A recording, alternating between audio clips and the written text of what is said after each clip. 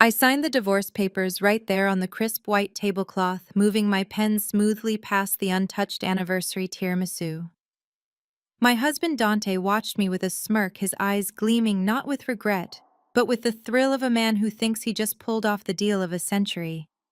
He thought he was discarding a barren wife to secure his legacy. He had no idea he was handing the keys to his destruction to the very woman who knew where all the bodies were buried. My name is Keisha, and at 34 years old, I am a forensic accountant who specializes in finding what powerful men try to hide. Tonight was supposed to be our 12th anniversary celebration at the Onyx, the most exclusive Black-owned restaurant in Los Angeles.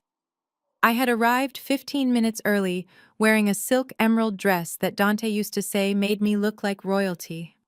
I had ordered his favorite bottle of vintage Cabernet and waited. And waited. Dante arrived 40 minutes late. He did not kiss me. He did not apologize. He did not even sit down immediately. He stood by the table adjusting the cuffs of his bespoke suit, a suit I knew I had paid for with my last bonus check, and looked at me with the cold detachment of a stranger.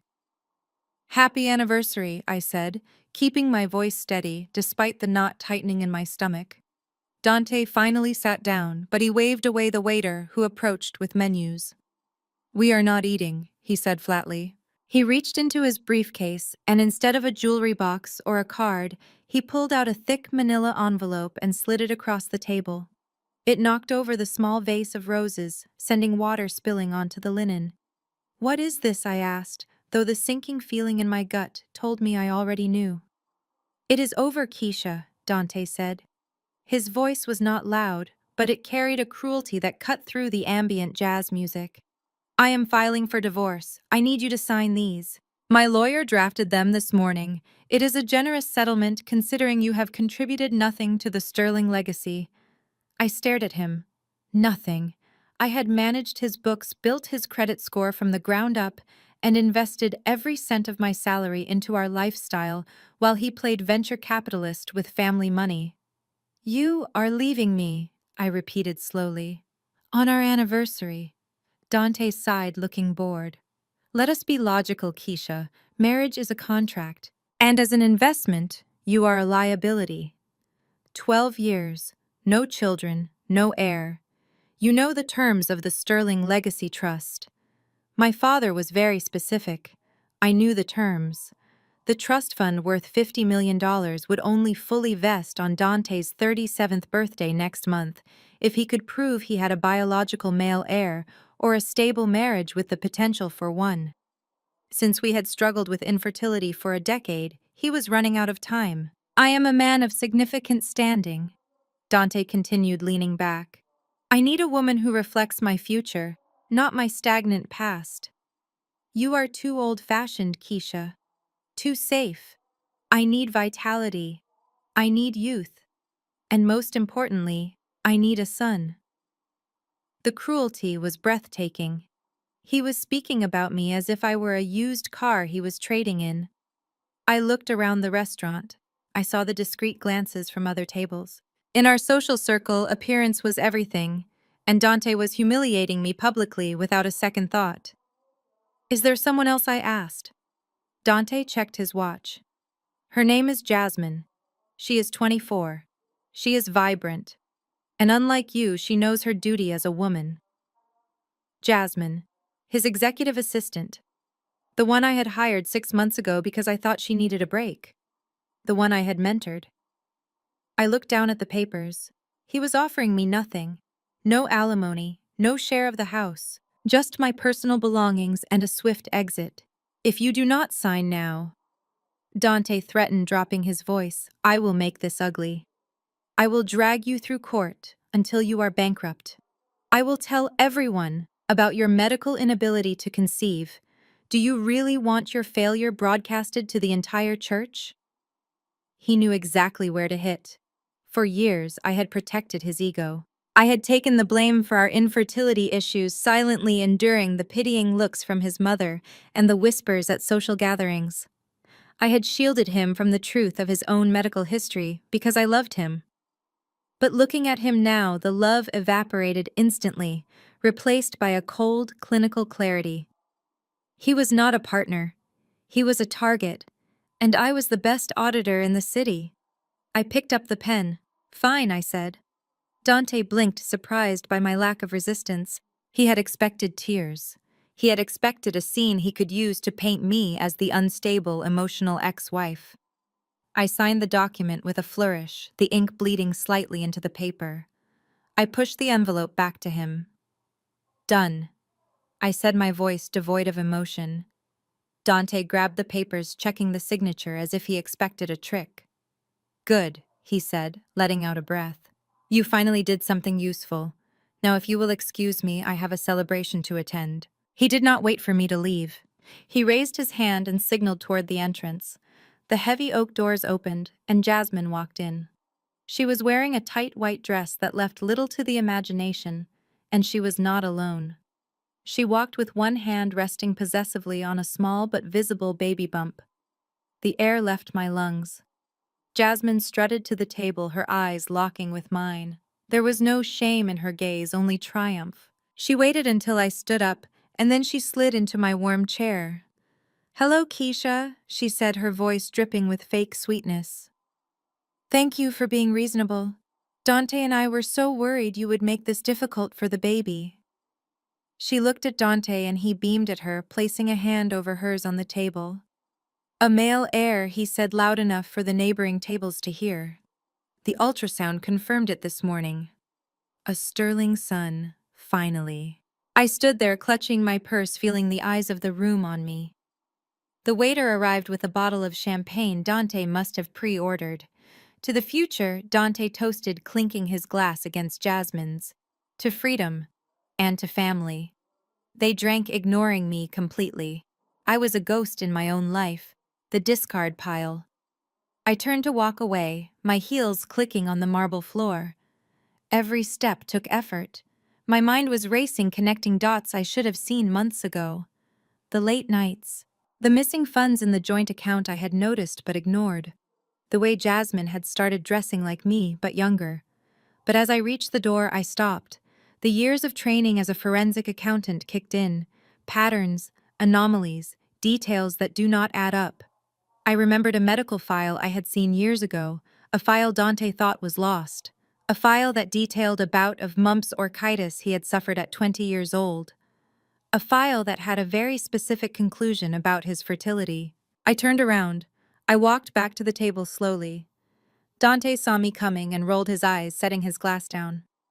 What now, Keisha? Do not beg, it is pathetic. I did not look at him. I looked at Jasmine. I looked at her belly. Then I looked at Dante, who was glowing with the pride of a man who believed he had conquered biology. I leaned down, my face inches from his ear. The scent of his expensive cologne, the one I bought him, mixed with the smell of truffle oil from their appetizers. I just wanted to offer a piece of advice. I whispered, my voice low and smooth like velvet. Dante recoiled slightly, but he was listening. Make sure you get a receipt for that baby, I said. What are you talking about? Dante snapped. I smiled, a genuine, terrifying smile that did not reach my eyes. Because considering your medical history from college, Dante, that baby is a miracle. Are you absolutely sure it is yours? I pulled back and watched the color drain from his face. The smirk vanished. His eyes darted to Jasmine, who suddenly looked very interested in her menu. Happy anniversary, Dante. I turned and walked out of the Onyx into the cool night air. I did not cry. I pulled out my phone and dialed a number I had not used in years. It is Keisha, I said when the line connected. I need a full audit on Dante Sterling, and I need a rush order on a paternity test kit. I have a feeling the Sterling Legacy Trust is about to get very complicated. The war had just begun, and Dante had just fired the first shot at the only person who knew he was shooting blanks. The rain started before I even reached the hills of View Park, turning the Los Angeles streets into slick rivers of reflected neon light. It was fitting, really. My 12-year marriage had just dissolved over a tiramisu, and now the sky was weeping the tears I refused to shed. I drove my Audi up the winding roads toward the house that was supposed to be my sanctuary. The house I had found. The house I had renovated.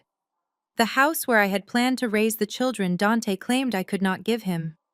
As I pulled into the driveway, the headlights cut through the downpour and illuminated a scene that made my breath hitch in my throat. My belongings were not in the house. They were scattered across the wet pavement of the driveway like garbage at a landfill. My designer suits, my collection of vintage silk scarves, the books I had collected since college, all of it soaking in the muddy water. I parked the car, my hands gripping the steering wheel so hard my knuckles turned white. I stepped out into the rain, ignoring the cold water that instantly soaked my dress. I walked to the front door, the heavy oak entrance I had picked out myself, and jammed my key into the lock. It did not turn. I tried again, jiggling it, thinking perhaps my hands were just shaking too much. But the mechanism was stiff and unyielding. They had changed the locks. In the 2 hours I had been at dinner getting dumped by my husband, someone had physically erased my access to my own home. The door swung open before I could knock. It was not Dante standing there. It was Mama Joyce. My mother-in-law stood in the warm glow of the foyer, arms crossed over her chest, wearing a smug expression that told me she had been waiting for this moment for a decade. Behind her, peering over her shoulder with a glass of white wine in hand, was Becky, my sister-in-law, Dante's brother Terrence's wife. Her blonde hair was perfectly blow-dried, and she offered me a small, tight smile that did not reach her eyes. "You can stop scratching at the door like a stray cat," Keisha Mama Joyce said, her voice booming over the sound of the rain. "You do not live here anymore." I stood on the porch, water dripping from my hair into my eyes. "This is my house, Joyce," I said, my voice low and dangerous. "My name is on the mortgage. I paid the down payment. Move out of my way." Mama Joyce let out a harsh laugh. "Your name was on the mortgage, honey, but Dante fixed that last month. He told me you signed a quitclaim deed. Something about refinancing for the business. You really should read what you signed, Keisha. For a smart girl, you are incredibly stupid when it comes to love." My stomach dropped. I remembered the papers. Dante had slid them into a stack of tax documents 3 weeks ago. "Just a formality, babe," he had said, kissing my neck. "Just to move some assets around for the trust fund requirements." I had trusted him. I had signed my own eviction notice. "Now get your trash off my driveway," Mama Joyce continued, gesturing to the lawn. "Dante is bringing Jasmine home tonight. She is carrying the sterling air. She needs peace and quiet, not the negative energy of a barren ex-wife." Becky stepped forward, then sipping her wine. "We tried to pack your things nicely, Keisha," she said, her voice dripping with that faux concern that always made my skin crawl. "But we were in such a rush to get the nursery ready. You understand, right? We had to clear out of that office you were hoarding. It has the best light for the baby. My office, my sanctuary." I looked past them into the hallway. I saw boxes. I saw the remnants of my life stacked up to be discarded. And then I saw what Becky was holding in her other hand. It was a wooden crate, old, worn, and precious. My heart stopped. That crate held the only thing I had left of my father, his vintage jazz vinyl collection. Original pressings of Miles Davis, John Coltrane, and Thelonious Monk. Records he had played for me on Sunday mornings when I was a little girl learning to count by the rhythm of the bass. It was the most valuable thing I owned, not in money, but in soul. "Put that down," I said, my voice shaking for the first time. "Becky, give me the crate." Becky looked at the crate, as if she had just realized she was holding it. "Oh, this old dusty thing," she said, tilting her head. "It smells like mildew, Keisha. We could not have this around a newborn. The mold spores alone are a health hazard." "It is not mildew, it is history," I shouted, stepping forward. "Give it to me." Becky smirked. She walked past Mama Joyce onto the porch. She held the crate out over the railing directly above the concrete steps where the rainwater was pooling.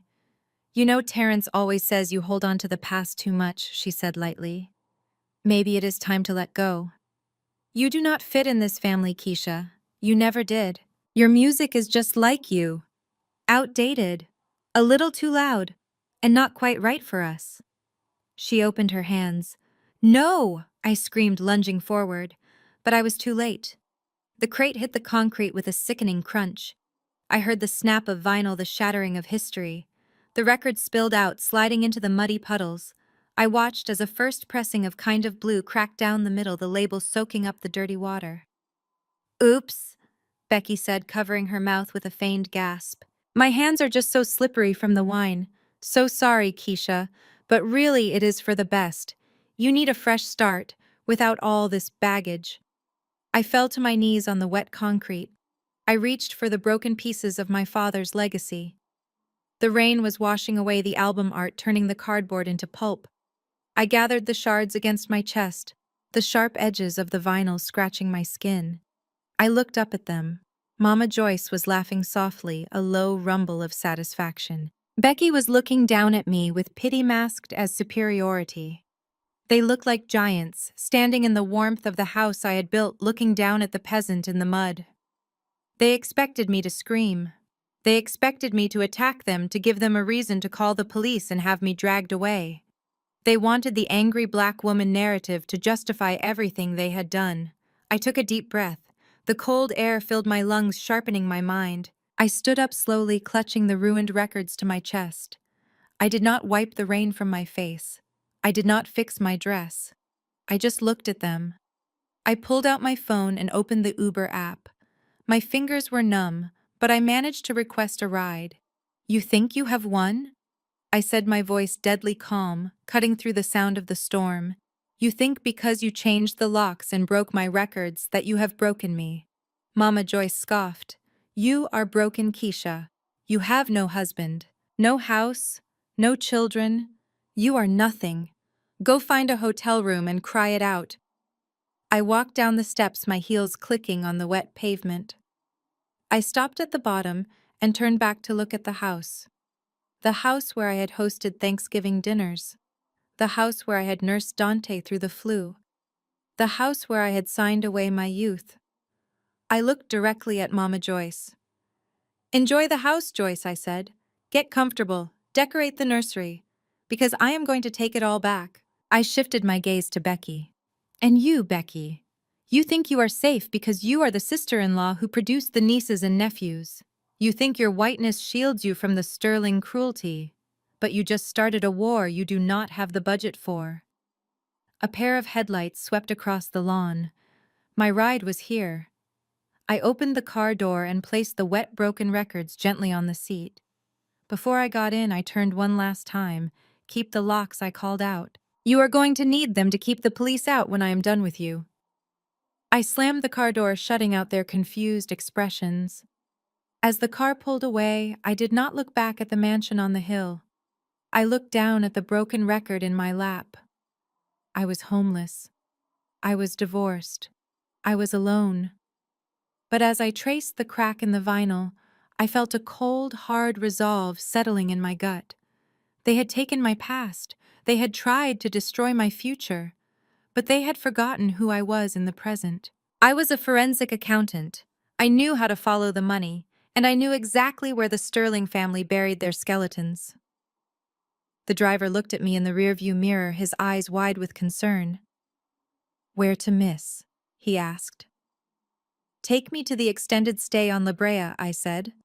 And then I need to find a 24-hour electronics store. Why? He asked gently. Because I said, staring out at the rain-blurred city lights, I have a lot of work to do. And I am going to need a very good voice recorder.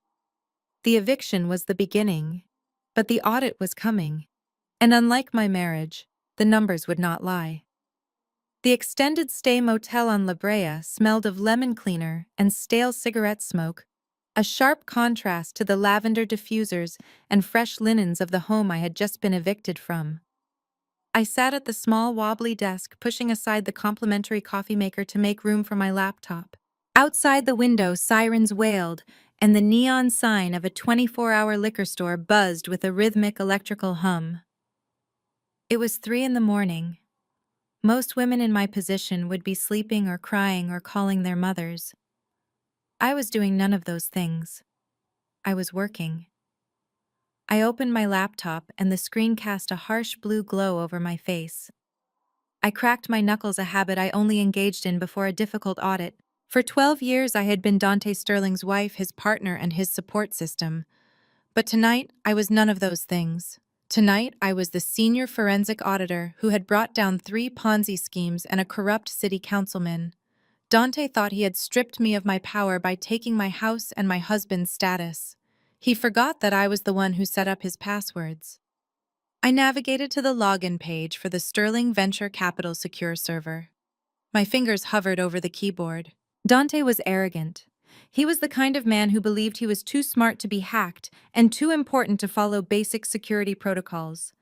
He had likely changed his social media passwords to lock me out of his public image, but the financial backend, the boring stuff, the numbers he hated looking at, he would have left that alone. I typed in the admin username. Then I typed in the password. It was the date of our wedding, followed by the word forever. The screen flashed green. Access granted. I let out a short, humorless laugh. He was so lazy. He had discarded the marriage but kept the password because remembering a new string of numbers was too much effort for a man who had never done a day of hard labor in his life. I was in. I started with the joint accounts, the ones he thought I was too emotional to check. I pulled up the transaction history for the last 6 months. The numbers scrolled past, reflecting the life we had built. Mortgage payments, utility bills, groceries. And then I saw it. A transfer. It was not small. It was a hemorrhage. $500,000 wired out of our joint retirement fund. The nest egg I had contributed to with every bonus check, every overtime hour, every tax season hustle. It was gone. Transferred to an LLC I did not recognize called New Horizon Holdings. I opened a second window and ran a search on the LLC. It was registered in Nevada 3 months ago. The signatory was obscured, but the associated bank account led to a debit card purchase history that told a story more vivid than any confession. Exotic Motors Los Angeles, $280,000. Tiffany & Co. Beverly Hills, $85,000. I closed my eyes for a second, letting the rage settle into a cold, hard knot in my chest. He had bought a supercar. Probably that matte black Lamborghini he had been drooling over on Instagram. And the ring. The ring Jasmine was probably wearing right now, while she slept in my bed. He had paid for his mistress's engagement ring with his wife's retirement money. But why steal from the retirement fund? Dante had access to the family operating accounts. He had a trust allowance. Why risk a federal crime by draining a joint 401k without spousal consent? Unless he had no other choice. I dug deeper. I switched from the joint accounts to his personal credit lines. This was where the forensic part kicked in. I looked for patterns. I looked for the holes where the money should be. The Sterling family name was synonymous with wealth, but the numbers on my screen were telling a different story. Dante was not rich. He was drowning. I found transfers to offshore accounts in Malta and Curacao, online casinos, high-stakes poker sites. The amounts were staggering. 50,000 lost on a Tuesday, 100,000 lost on a Friday. He was bleeding cash. Then I checked his investment portfolio, or what was left of it. He had leveraged everything on a series of high-risk crypto coins that had crashed 6 months ago. The timeline matched perfectly with when he started bringing Jasmine to business dinners. He was panicking. He was broke. He was robbing Peter to pay Paul, and I was Peter. But debt alone did not explain the urgency of the divorce. He could have stayed married and tried to hide it. Why the rush? Why the public humiliation? I pulled up the digital copy of the Sterling Legacy Trust documents. I had scanned them years ago when I was organizing his files. I scrolled to the disbursement clauses. There it was. Clause 4, Section B. The primary beneficiary, Dante Marcus Sterling, shall receive the corpus of the trust, totaling $50 million upon his 37th birthday, provided he has established a line of succession. This is defined as a biological male heir born in wedlock, or a stable marriage of no less than 5 years with proof of viable pregnancy. I checked the date. Dante turned 37 in exactly 30 days. The puzzle pieces snapped together with a satisfying click. He was broke. He owed sharks and bookies money he did not have. He needed that $50 million to save his life and his reputation, but I had not given him a son. And after 12 years, our marriage was a dead end for the trust requirements because he needed the heir to secure the payout immediately. Jasmine was not just a mistress, she was a transaction. She was an incubator for his $50 million check. He needed that baby boy born or at least proven to exist before his birthday deadline. That was why he evicted me. That was why he needed the divorce signed tonight. He needed to marry Jasmine and legitimize that pregnancy before the trustee reviewed his file next month. He was not in love. He was in debt. I sat back in the cheap motel chair, the springs creaking under me. He had destroyed my life not out of passion, but out of accounting.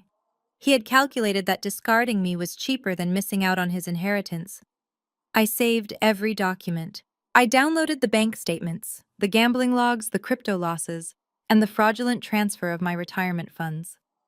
I created a folder named The Sterling Audit and encrypted it with a password he would never guess. Just as I was about to close the laptop, a notification chimed. A new email had arrived in my personal inbox. It was not from a client or a lawyer. The sender name was blank. The subject line was just one word: karma. I hesitated, my finger hovering over the trackpad. It was 4 in the morning. Who was emailing me now? I clicked open the message. The body of the email was short, but it stopped my heart. Ms. Sterling, I saw what happened at the Onyx tonight.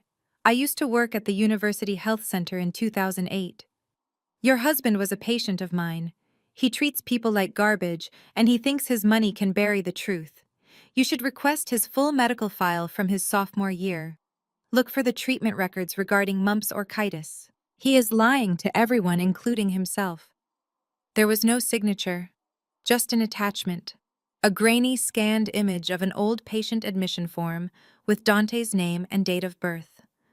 Mumps or orchitis. I froze. I knew what mumps was, but orchitis? I quickly opened a new tab and typed the term into the search bar. Inflammation of the testicles caused by mumps infection. Possible complications. I hit enter. The search results loaded. Top result: infertility, sterility, azoospermia. I read the medical definition. In adult males, mumps or orchitis can lead to testicular atrophy and permanent sterility in significant percentage of cases. I looked back at the anonymous email. University Health Center, 2008.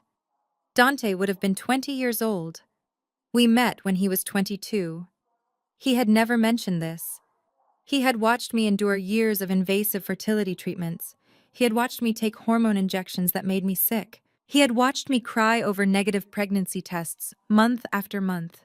He had let his mother call me barren, and all this time he might have known. I felt a new kind of anger, hotter and sharper than the rage over the money. This was a violation of my body and my soul. He had let me believe I was the broken one. I looked at the date of the email. It had been sent 10 minutes ago. Someone else hated Dante Sterling. Someone else wanted him to fall. I picked up my phone and dialed the number for my private investigator contact. It was early, but Marcus owed me a favor from the time I saved him from an IRS audit. Keisha. His voice was groggy. It is 4 a.m. I have a job for you, Marcus, I said, my voice steady and cold. And it needs to be done fast. What is it? He asked, waking up. I need a DNA sample from Dante Sterling, I said, and I need you to find a nurse who worked at the University Health Center in 2008. I looked at the screen at the evidence of the stolen $500,000 and the hint of a medical secret that could shatter the Sterling empire. Dante wanted a male heir to unlock his millions. He was banking on biology to save him, but he had forgotten the first rule of accounting. Always check the source data. If this tip was true, then the baby in Jasmine's belly, the golden ticket to his $50 million, could not possibly be his. And if that baby was not his, then Dante Sterling was not just broke. He was extinct. I closed the laptop. The sun was starting to rise over Los Angeles, painting the smoggy sky in shades of bruised purple and orange. I stood up and walked to the window. I had lost my house. I had lost my husband.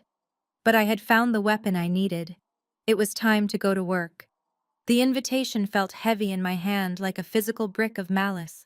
Cream cardstock, gold leaf lettering, and a scent of expensive perfume that made me gag. It was a summons, not an invitation. The Sterling family cordially invites you to the gender reveal of the future heir. Below the printed text, Dante had scrawled a message in his jagged handwriting. Come see what a real woman looks like. He wanted me there. He wanted me to witness his victory lap. He wanted to rub my nose in his fertility and my failure. Most women would have burned the card.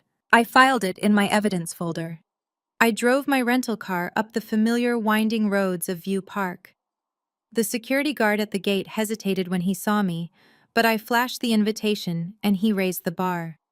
I parked down the street away from the valet stand, not wanting to hand my keys to anyone employed by my ex-husband. The walk to the house gave me time to steel my nerves. My former home had been transformed into a circus. Blue and pink balloons formed an archway over the front door. A red carpet ran up the driveway. Reporters from local black media outlets were setting up cameras on the lawn, jockeying for the best angle. This was not a family gathering. This was a press conference disguised as a party. Dante was not just celebrating a baby. He was broadcasting his eligibility for the $50 million trust fund.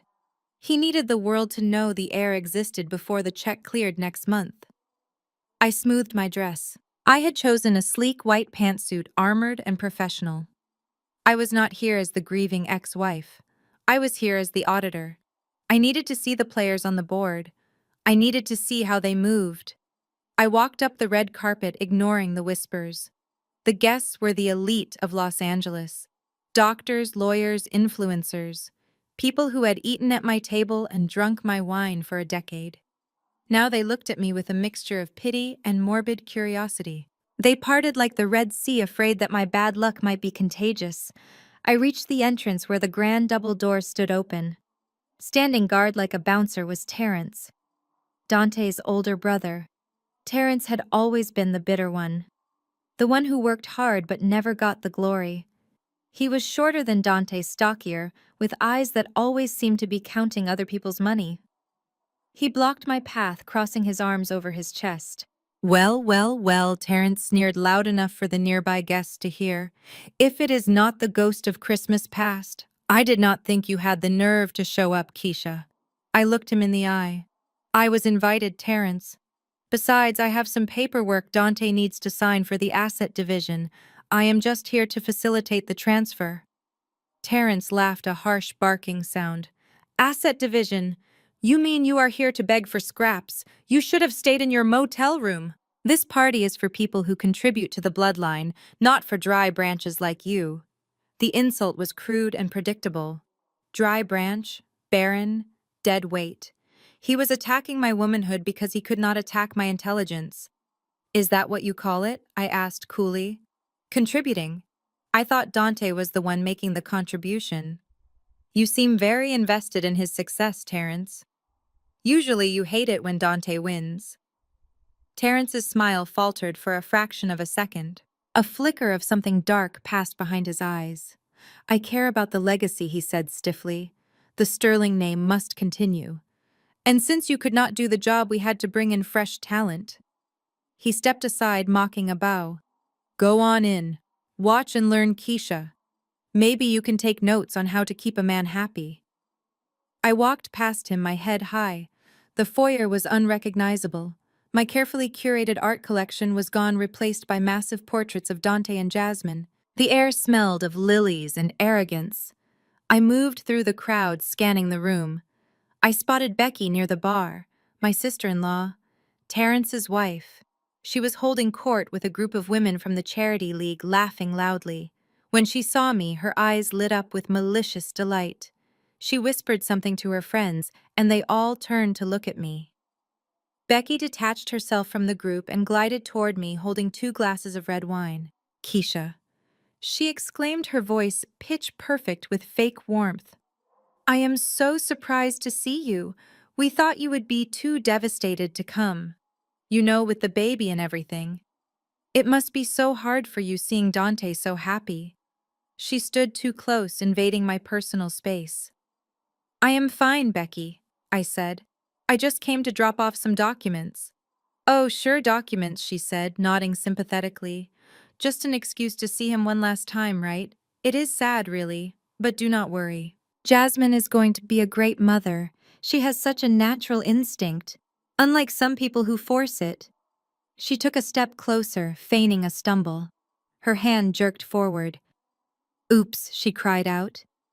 The wine from her left glass splashed across the front of my white pantsuit. The dark red liquid soaked instantly into the fabric, spreading like a gunshot wound across my chest and stomach. The room went silent. The music seemed to stop.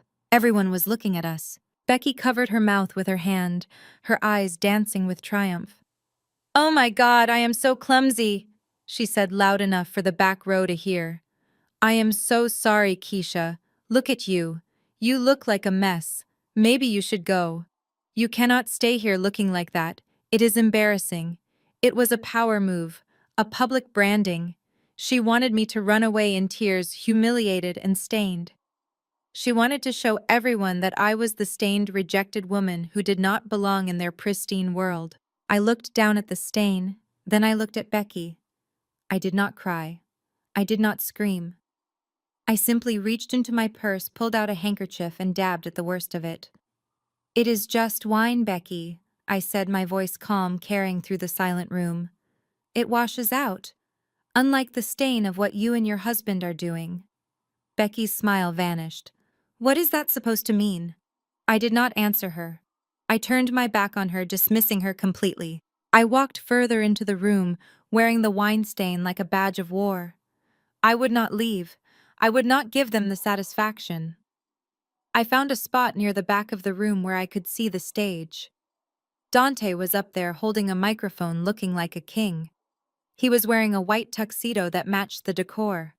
Beside him sat Jasmine on a velvet throne. She looked beautiful, I had to admit. Her skin glowed, her hair was perfect, and her hands rested protectively on her baby bump. The press cameras flashed blindingly. Dante was soaking it up. Welcome everyone, Dante boomed. Today is a historic day. Today we celebrate the future of the Sterling Empire. For too long this family has waited for a true heir, a son to carry on my father's name. The crowd cheered. Mama Joyce was in the front row wiping away tears of joy. I watched Dante. He looked at Jasmine with possession, not love. He looked at her belly like it was a vault containing $50 million. But then I saw it. The moment was fleeting, but my auditor's eyes caught it. Dante turned to the crowd, raising his arms to quiet the applause. Behind him, Jasmine looked up. She did not look at her future husband. She did not look at the crowd. Her eyes locked on someone standing in the shadows near the kitchen door. I followed her gaze. It was Terrence. He was not looking at Dante with his usual jealousy. He was looking at Jasmine. And the look on his face was raw, hungry, and terrified. It was a look of intimacy, a look of shared secrets. Jasmine offered him a tiny, almost imperceptible nod. Terrence let out a breath, his shoulders relaxing. Then he raised his glass to her, a private toast in the middle of a public spectacle. The air in the room seemed to shift. The math in my head started to rearrange itself. Terrence, the jealous brother, the one who hated Dante for being the favorite. The one who was married to Becky, the woman who was currently trying to destroy me to secure her place in the family. Why was Terrence so happy that Dante was getting the money? If Dante had a son, Dante got the 50 million. Terrence got nothing. Unless the son was not Dante's. If Dante's medical records were accurate, he could not have children. If the baby was real, it had to have a father. And if that father wanted to keep the money in the family while cutting Dante out of the biological loop, who better than the brother? It was a double cross, a long con. Terrence was planting his own seed in Dante's garden. I watched Becky again. She was watching Terrence, watching Jasmine. She did not look jealous. She looked anxious. She looked like a woman managing a very fragile explosive device. She knew. She was part of it. The wine on my chest felt cold, but my blood was boiling. They were playing a game so much darker than I had imagined. They were not just defrauding the trust. They were committing incestuous fraud on a Shakespearean level.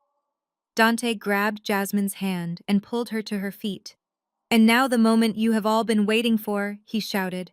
"Let us see the color of the sterling legacy." Confetti cannons blasted. Blue smoke filled the air.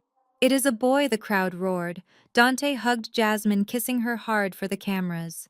But over Dante's shoulder, Jasmine's eyes found Terence again, and she smiled. I backed away into the shadows. I had seen enough. I had the invitation. I had the wine stain.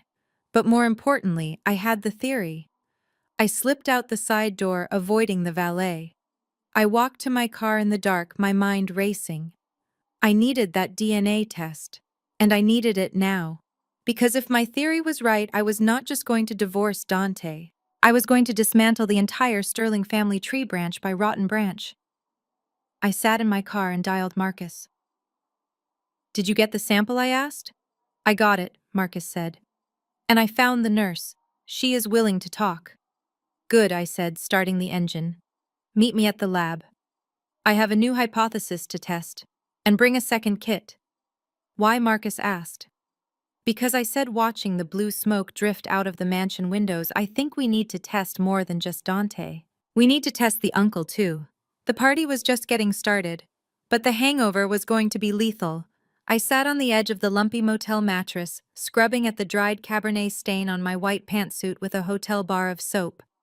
Becky's wine had left a mark that looked like a jagged scar across my chest, but the stain on my memory was far harder to remove. I closed my eyes, and the image of Dante on that stage, preening like a peacock over a child that could not possibly exist, burned behind my eyelids. I needed to stop reacting and start auditing. I opened my laptop again and pulled up the anonymous email from the nurse. University Health Center, 2008. Mumps orchitis. I knew that term. I knew it because I had seen it before. My mind traveled back 12 years to the second year of our marriage. We had just started trying for a baby. Dante had been eager, almost desperate to prove his virility. When months turned into a year with no positive test, he had become sullen. He refused to get tested, insisting that a Sterling man had no issues in that department. It had to be me. So I took the burden. I went to the fertility clinic alone. I took the invasive tests. I let them probe and prod me. And when the doctors found nothing wrong with me, I had begged Dante to come in just once. He had gone reluctantly. But he made me pick up the results. I remembered sitting in Dr. Evans' office, the sunlight hitting the dust motes in the air. Dr. Evans looked at me with deep sympathy. He slid a piece of paper across the desk. It was a semen analysis. The count was 0. Azoospermia. Then he showed me the medical history Dante had filled out, but clearly never understood. The high fever in college, the swelling. He had mumps as an adult. It had sterilized him. I remembered driving home that day with the truth burning a hole in my purse. I looked at Dante, so proud, so fragile in his masculinity. If I told him he was sterile, it would destroy him. His father was a tyrant who valued strength above all else. If Dante knew he was broken, he would crumble. So I burned the report. I lied to my husband for a decade. I told him the doctors found issues with my lining. I told him we needed IVF. I secretly arranged for anonymous donor sperm that matched his phenotype, hoping he would never know. When those rounds failed, I let him blame my body. I let him call me barren. I let his mother look at me with disdain. I took every bullet to protect his ego because I loved him. And how did he repay me? He discarded me for a 24-year-old because he thought I was the broken one. The realization hit me like a physical blow. He did not know. He truly believed that baby was his.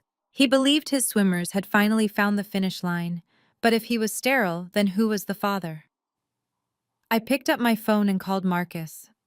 It was mid-morning now.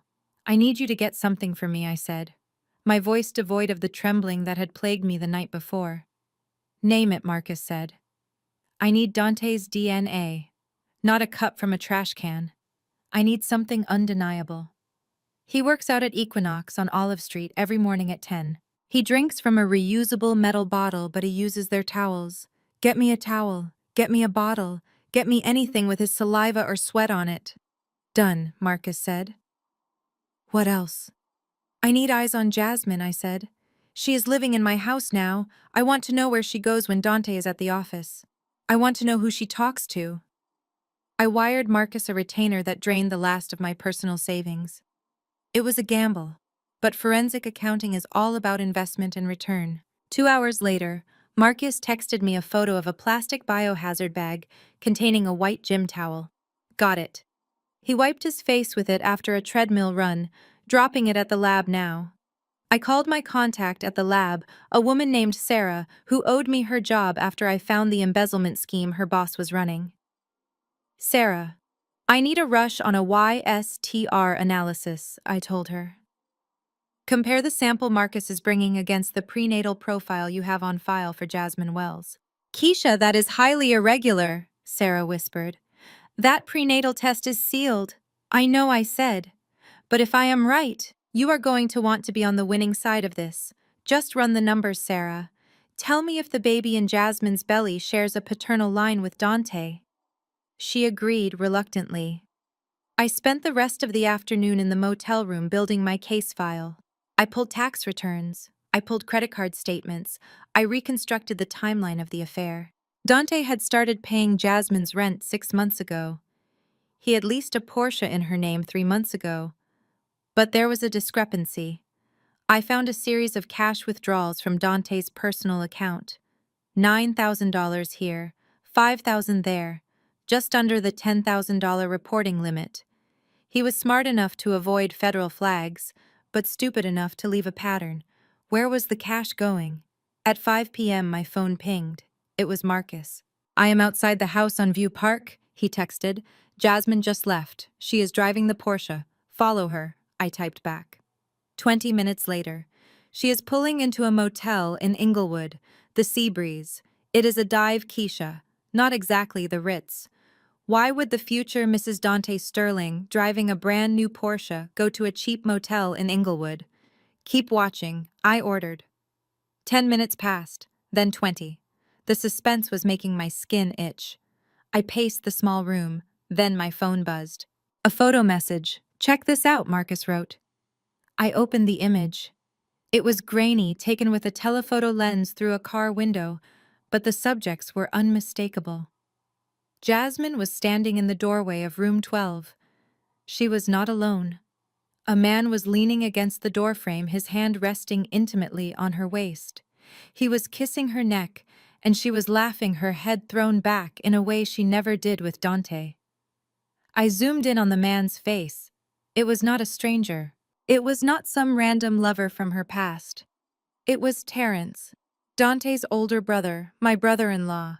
The man who had blocked me at the door, the man who had sneered at me and called me a dry branch, the man who shared almost identical DNA with Dante. The phone slipped from my hand and landed on the bed. The room spun.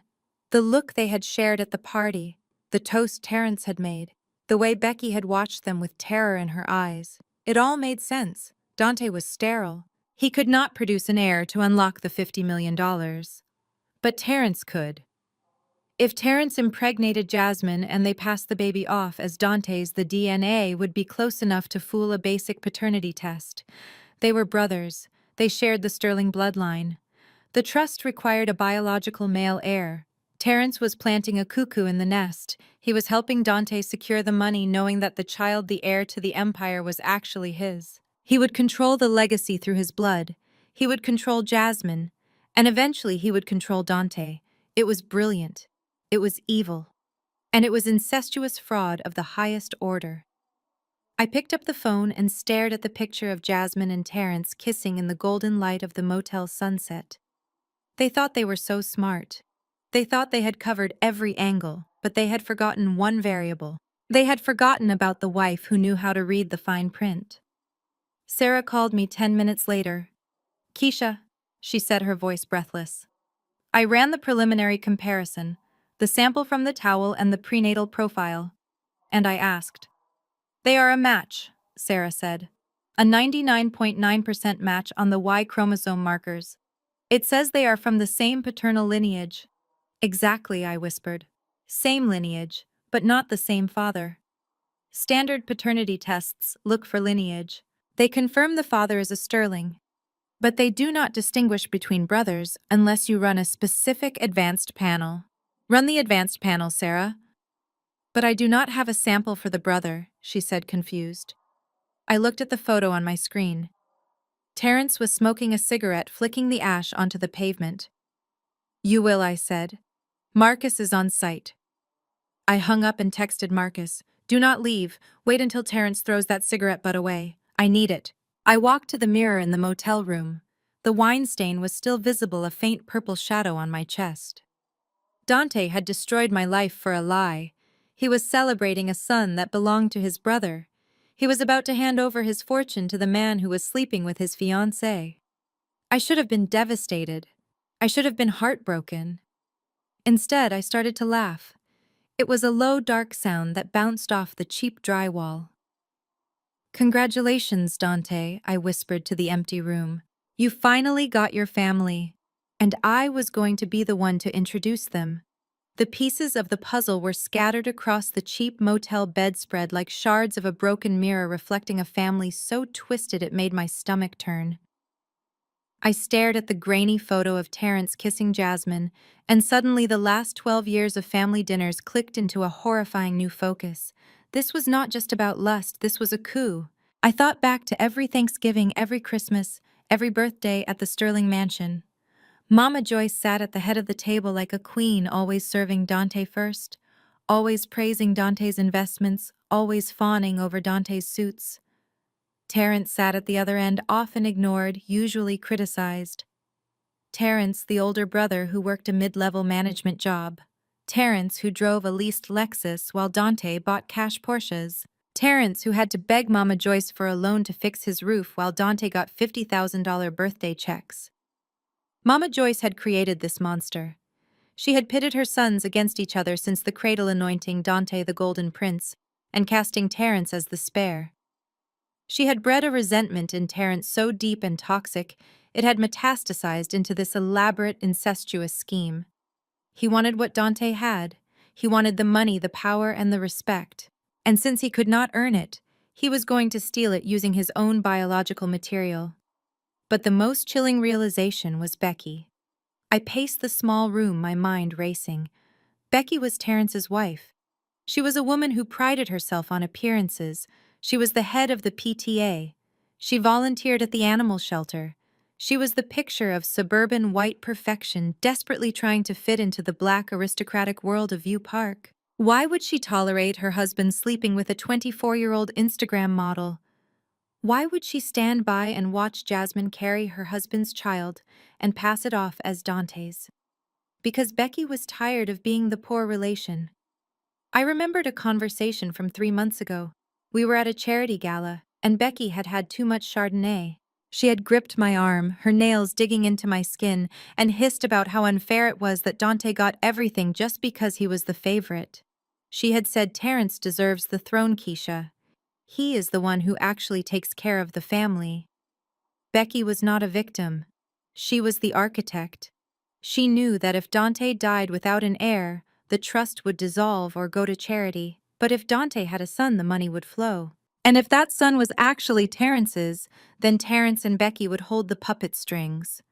They would control the mother, they would control the child, and eventually they would control the $50 million.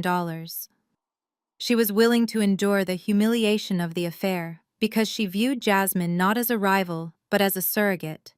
A paid employee doing a job Becky could not do. It was Machiavellian, it was brilliant, and it was absolutely repulsive. My laptop pinged. It was the email I had been waiting for from Sarah at the lab. Subject amnio results / cross-reference. My hands trembled as I opened it. I had called in a marker for this. Jasmine was high risk because of previous complications she had mentioned on social media, so she had undergone an amniocentesis last week to check for genetic markers. The sample was on file at the lab where Sarah was a supervisor. It was illegal to access it. It was a breach of every privacy law in California. I did not care. I was not a lawyer, I was an auditor, and auditors looked at the raw data. I clicked the attachment. The screen filled with rows of genetic markers, alleles, chromosomes. The biological blueprint of the fetus growing inside the woman who had stolen my life. Sarah had run the comparison against the DNA sample from Dante's gym towel. I scrolled to the bottom of the report. The conclusion was highlighted in red. Paternity probability 0.00%. The exclusion is absolute. The donor of sample A, Dante Sterling, cannot be the biological father of the fetus. I let out a breath I did not know I was holding. 0%. Dante was celebrating a child that had absolutely no connection to him. He was handing over his legacy, his name, and his fortune to a baby that was a stranger to his blood. But then I scrolled to the second page. Sarah had run the second comparison. The one against the cigarette butt Marcus had snatched from the motel parking lot. Sample B. Terrence Sterling. Paternity probability 99.99%. The donor of sample B is confirmed as the biological father. I stared at the numbers until they blurred. It was true. My hypothesis was not just paranoia. It was a fact written in the language of proteins and enzymes. Terrence had impregnated his brother's mistress. Becky was allowing it.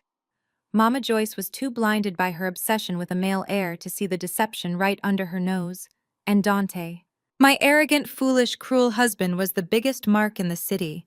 He was strutting around that party right now, popping champagne, accepting congratulations for a virility he did not possess. He was so desperate to prove he was a man that he had let his brother cuckold him in the most fundamental way possible. I felt a strange mix of pity and revulsion. Dante had treated me like garbage because I could not give him a son. He had called me a bad investment. But he was the one who had bought a counterfeit asset. I saved the file. I backed it up to the cloud. I printed 2 copies on the portable printer I kept in my travel bag. This was it. This was the nuclear bomb. But I could not just drop it. Not yet. If I emailed this to Dante now, he might bury it. He might pay Terrence off. He might find a way to spin it. The Sterlings were experts at covering up their sins. Mama Joyce would rather die than let a scandal like this ruin her reputation at the church. No, this had to be public. It had to be undeniable. It had to happen in a way that left them no room to maneuver.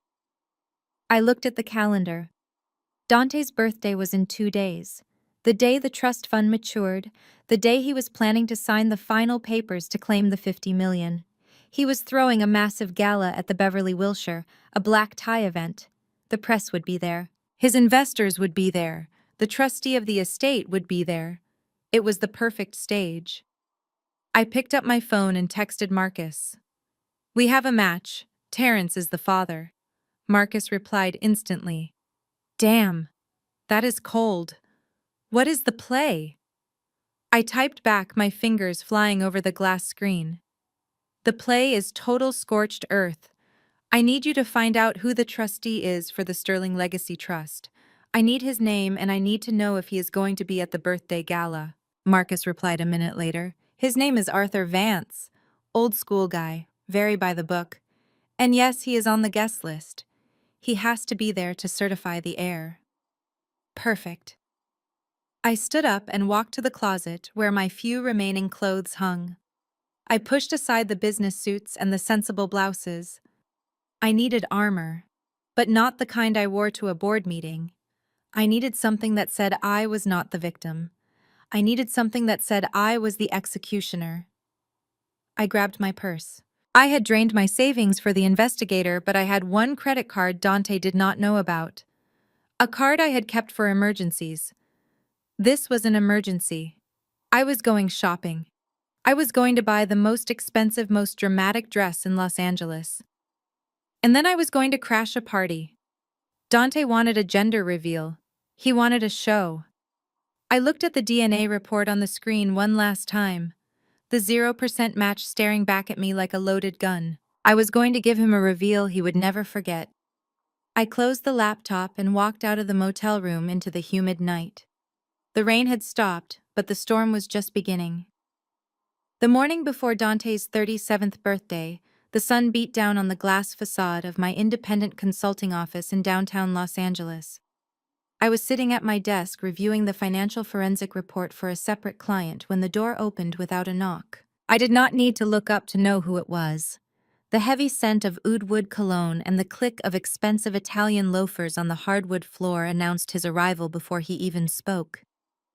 Dante strode into my office like he owned the building. He was wearing a navy blue suit that fit him perfectly, likely purchased with the last dregs of our joint savings. But he was not alone.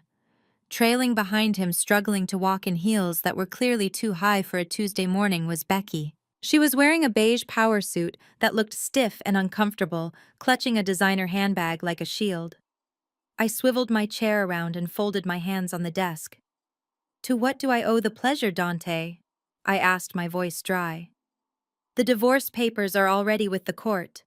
Unless you are here to return the money you stole from my retirement fund, I do not see what we have to discuss."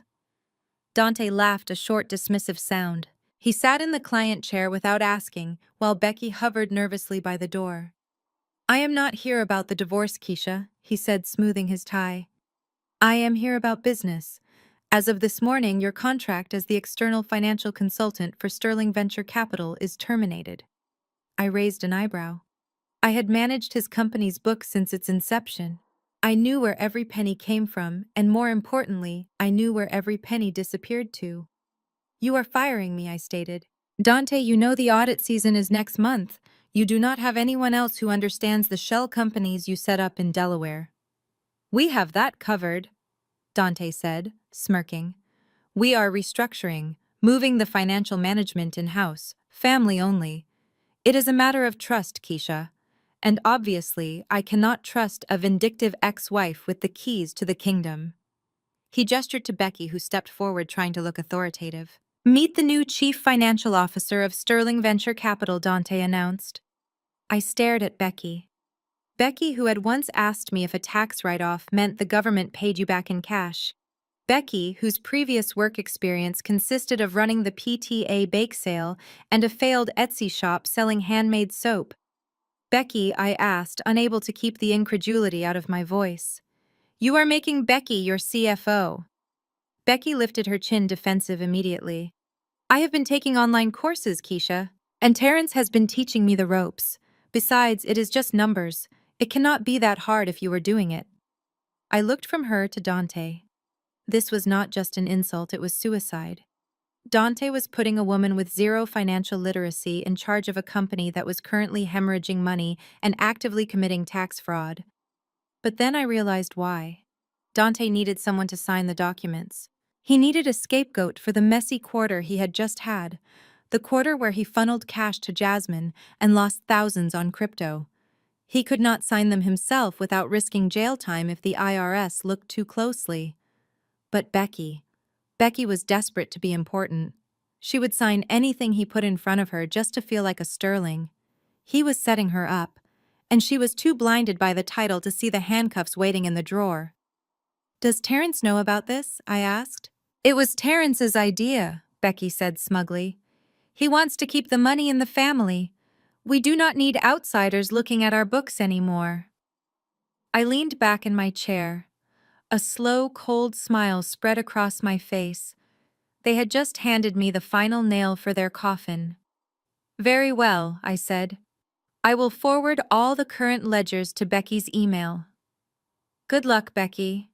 You are going to need it, especially with the new tax compliance regulations. Make sure you review the Section 409 evaluations carefully before you sign off on the executive bonuses." Becky blinked clearly, having no idea what I was talking about. "Oh, I will," she said breezily. "Just send the files." Dante stood up, buttoning his jacket. "We are done here, Keisha. Clear your things out of the server by noon. After tomorrow, everything changes. The trust fund clears, I get my $50 million, and you will just be a footnote in my biography." He walked to the door, Becky following like a loyal puppy. Before they left, Dante turned back. "Do not try anything stupid," he warned. "You are out of the game." The door clicked shut. I sat in the silence of my office for a long moment. Out of the game. He thought the game was checkers. He had no idea we were playing chess, and he had just sacrificed his queen to protect a king that was already in checkmate. I turned to my computer. I did not clear my things out. Instead, I opened a secure portal. The IRS Whistleblower Office has a very specific website for reporting high-level tax evasion. I had visited it before for clients but never for myself. I uploaded the files I had saved the night before, the transfers to the offshore accounts, the purchase of the Lamborghini using company funds categorized as business travel, the jewelry written off as office supplies. But the pièce de résistance was the document I had seen earlier this morning on the shared server before they revoked my access. It was the Q3 financial statement. Fraudulent from top to bottom, inflating assets to secure loans. And at the bottom, digitally signed and time-stamped at 9 a.m. this morning, was the signature of the new CFO, Rebecca Sterling. Becky had already signed it. She had signed a federal document certifying false numbers. She was not just a bad accountant, she was now a felon on paper. I attached the document to the report. I filled out the form detailing Dante's involvement, Terrence's complicity, and Becky's signature. I checked the box that asked if I had inside knowledge. I hit submit. The screen refreshed. Submission received. Case number generated. It was done. The IRS would take weeks, maybe months to build their case, but the clock had started. And when they came, they would not just come for the money. They would come for the people. My phone rang on the desk, startling me. I looked at the screen. It was Mama Joyce. I debated ignoring it, but I needed to hear the fear in her voice. I needed to know they were rattled. I swiped answer. "Hello, Joyce," I said. Keisha. Mama Joyce's voice was shrill and breathless. "I am calling to make something very clear. Tomorrow is Dante's birthday gala. It is the most important night of his life. The trustee, Mr. Vance, is coming to certify the heir." "I know, Joyce," I said calmly. "I do not want you there," she hissed. "I know you, Keisha. You are jealous. You are bitter. You are bad luck. You have been a dark cloud over my son for 12 years, and I will not let you rain on his parade. If you show your face at the Beverly Wilshire, I will have security throw you out on the street. Do you hear me?" I listened to her venom. She was terrified. She was so close to the money she could taste it. $50 million to secure her status, to pay off her debts, to prove to the world that the Sterlings were royalty. She thought I was the only obstacle. She had no idea that her son was sterile. She had no idea her other son was sleeping with the mother of her grandchild. She had no idea her daughter-in-law had just committed federal fraud. "I am not bad luck, Joyce," I said, my voice soft and dangerous. "I am just the auditor." "Don't you play word games with me," she snapped. "You are not invited. Stay away. You are the past. Jasmine and that baby boy are the future." I looked at the DNA test results sitting on my desk next to the laptop. 0% match for Dante, 99% match for Terrence. "You are right, Joyce," I said. "That baby is definitely the future of the Sterling family, just not in the way you think." "What does that mean?" she demanded. "It means you do not have to worry, Mom," I said, using the title she hated coming from me. "I know I am not on the guest list, but I promise you I will not cause a scene at the door." "Good," she huffed. "At least you have some dignity left." "Oh, I have plenty of dignity," I said. "And Joyce." "What?" "Do not worry about me coming empty-handed. I am bringing a gift." "I do not want your cheap gifts," she spat. "It is not cheap," I assured her.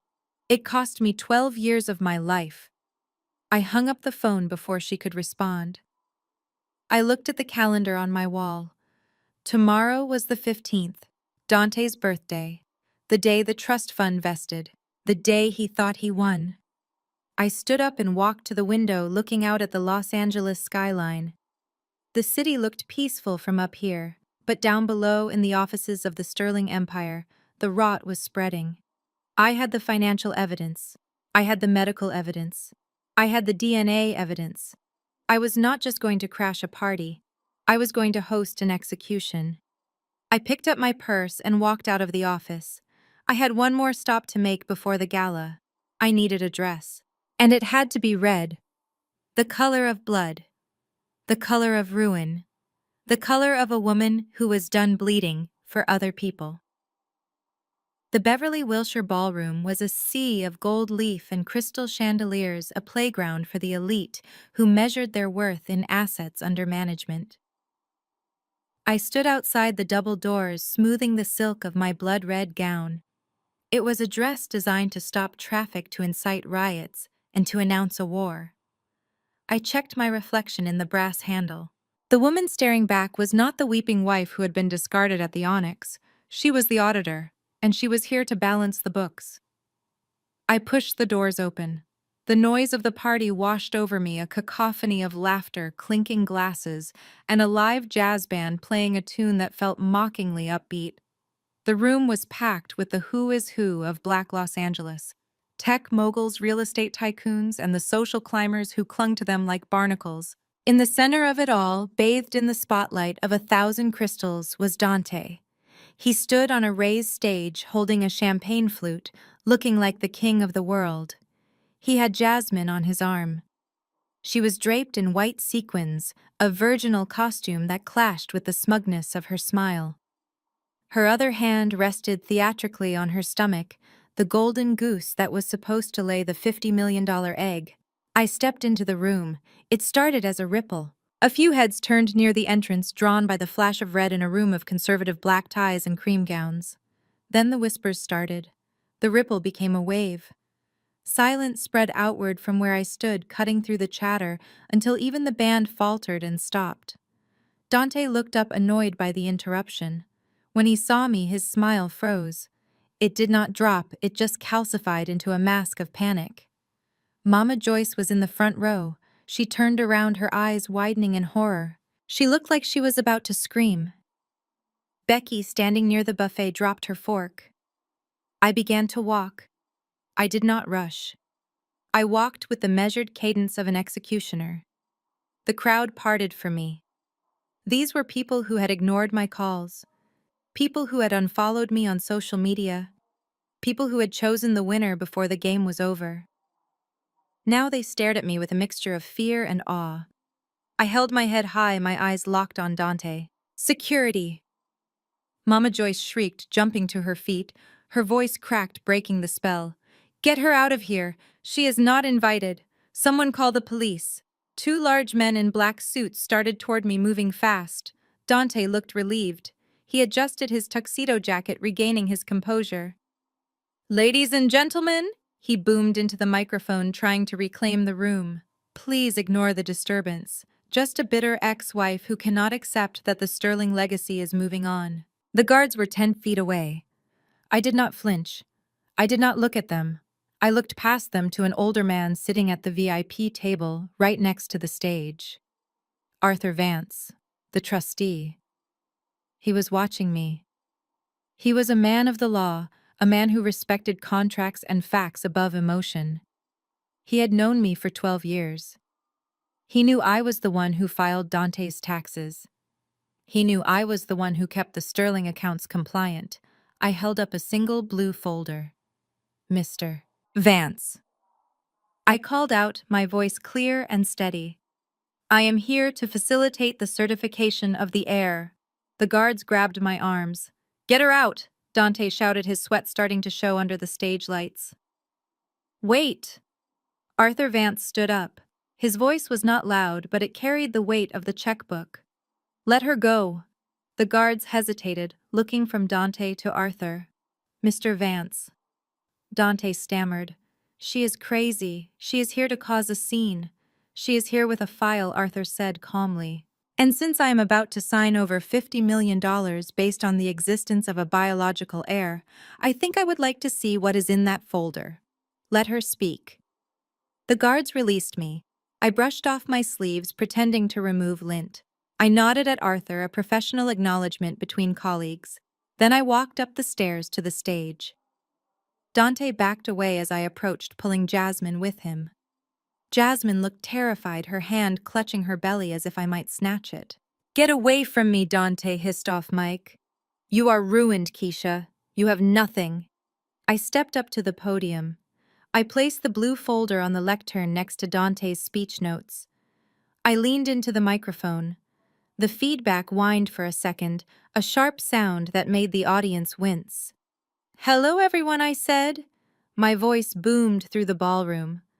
I know I am not on the guest list, but since we are all here to celebrate Dante's birthday and his good fortune, I thought I should bring a gift. I looked at Dante. He was trembling. He knew I knew about the money. He knew I knew about the fraud, but he still thought this was just about numbers. He had no idea I was about to hit him with biology. Dante has been telling you all about his legacy, I continued. He has been telling you about the son he has always wanted, the son who is going to carry on the Sterling name. I gestured to Jasmine. She is beautiful, isn't she? And that baby. A miracle. Truly. Dante's eyes narrowed. What are you doing, Keisha? I am just marveling at science, Dante, I said. Because you see, I found something interesting in the archives, a piece of history you seem to have forgotten. Or maybe you just hoped it would stay buried.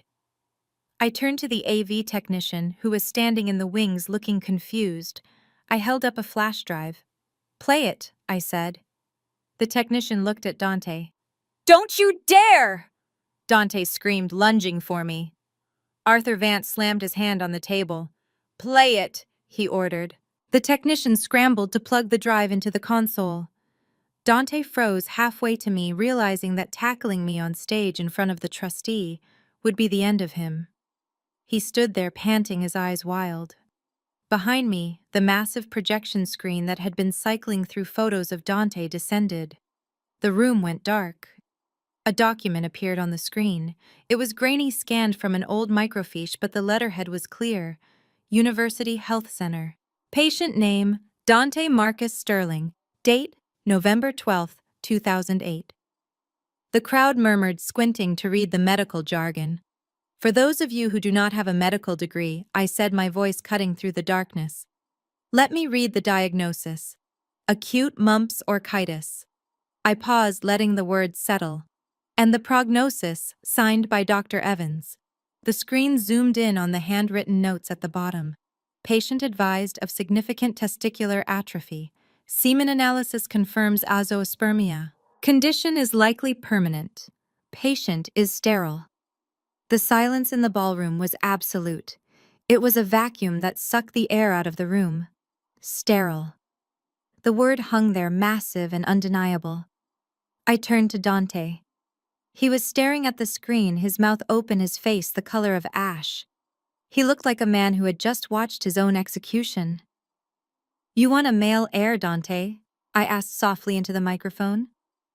You want a son to carry on your bloodline. I pointed at the screen. According to your own doctors, that is biologically impossible. You cannot have children, Dante. You never could. I looked out at the crowd, at the hundreds of shocked faces. So if Dante is sterile, I asked, allowing the question to hang in the air like a guillotine blade, then who exactly is the father of the baby in Jasmine's stomach? Dante turned slowly to look at Jasmine. She was shaking her hands, covering her mouth, her eyes wide with terror. It is a lie, Dante whispered, but his voice was amplified by the microphone I was still holding. It is a lie. She is lying. Is it, I asked, or is it the only truth you have heard in 12 years? I reached into the folder and pulled out the second document. I anticipated you might be skeptical, Dante. So I ran a test. A DNA test. I held the paper up. Would you like to see the results? The room erupted. People were standing up, straining to see. Reporters were flashing their cameras frantically. Mama Joyce had collapsed into her chair, fanning herself. This was the moment, the point of no return. I handed the paper to Arthur Vance, who was standing at the edge of the stage, his hand outstretched. He took it. He adjusted his glasses. He read the conclusion. Then he looked up at Dante. His expression was not angry, it was disappointed and final. Mr. Sterling, Arthur said, his voice calm but devastating. We have a problem. Dante looked from the screen to me, to Jasmine. The arrogance was gone. The king was naked, and I was just getting started. That document is a forgery, Dante screamed into the microphone, his voice cracking with desperation, sending feedback screeching through the speakers. It is a fake. She printed it at home to humiliate me. Look at her. She is jealous. She is crazy. She cannot stand that I moved on and found a woman who could actually give me what I needed. He turned to the crowd, his face slick with sweat, eyes darting from face to face, looking for anyone who would believe him. I am a man, he shouted, thumping his chest. I am a Sterling. Of course I can have children. Do not believe this bitter, barren woman. She is trying to steal my moment. She is trying to steal my legacy. I stood perfectly still on the stage watching him unravel. It was pathetic. He was fighting a war against science with nothing but his ego. I looked over at Arthur Vance. The trustee was not looking at Dante. He was looking at the screen still displaying the medical diagnosis of sterility. He was a man who dealt in facts, and the fact on the screen was damning. Mr. Vance. I said, my voice calm and amplified, cutting through Dante's hysterics. I anticipated he would say that. Denial is the first stage of grief after all. And Dante is grieving the loss of $50 million. Dante lunged toward me again, but this time he was stopped not by the guards, but by the sheer weight of the silence in the room. Everyone was waiting. They knew I had more. You say that medical record is old, Dante, I continued. You say it is fake. So let us look at something current. Let us look at something undeniable. I signaled the technician. The image on the screen changed. It was no longer the old medical record. It was a brand new document. The letterhead was from the most reputable genetic testing lab in California. The date was yesterday. Dante froze, staring up at the projection. This is a prenatal DNA test, I explained, walking around the podium so nothing stood between me and the audience. It compares the genetic markers of the fetus currently inside Jasmine Wells with a DNA sample I obtained from you, Dante. I pointed to the first column of numbers. As you can see, the alleles do not match, not at a single marker. The probability of paternity is 0%. The crowd gasped. It was a collective intake of breath that sucked the oxygen out of the ballroom. Zero, Dante, I said. That baby has absolutely no biological connection to you. You are not the father. You never were. You are just the bank account. Dante shook his head slowly, his eyes wide and unseeing. No, he whispered. No, she is pregnant. It is my son. I saw the ultrasound. You saw a picture, I corrected him. You saw what you wanted to see. But science does not care what you want. I turned to Jasmine. She was still sitting on her velvet throne, but she looked like she wanted to disappear into the floor. She was weeping silently, her mascara running down her face in black streaks. But here is the interesting part, I said, raising my voice slightly. Because when I saw the initial results, I was confused. The baby did show markers consistent with the Sterling family line. It had the Sterling nose, so to speak. Just not your nose, Dante. I signaled the technician one last time. The screen refreshed. A new column of numbers appeared next to the first one. Sample B. So I ran a second comparison, I said. I compared the baby's DNA against another member of the Sterling family. Someone who has always been close to you. Someone who has always wanted what you have. The name appeared on the screen in bold black letters. Father Terrence Sterling. Probability of paternity 99.99%.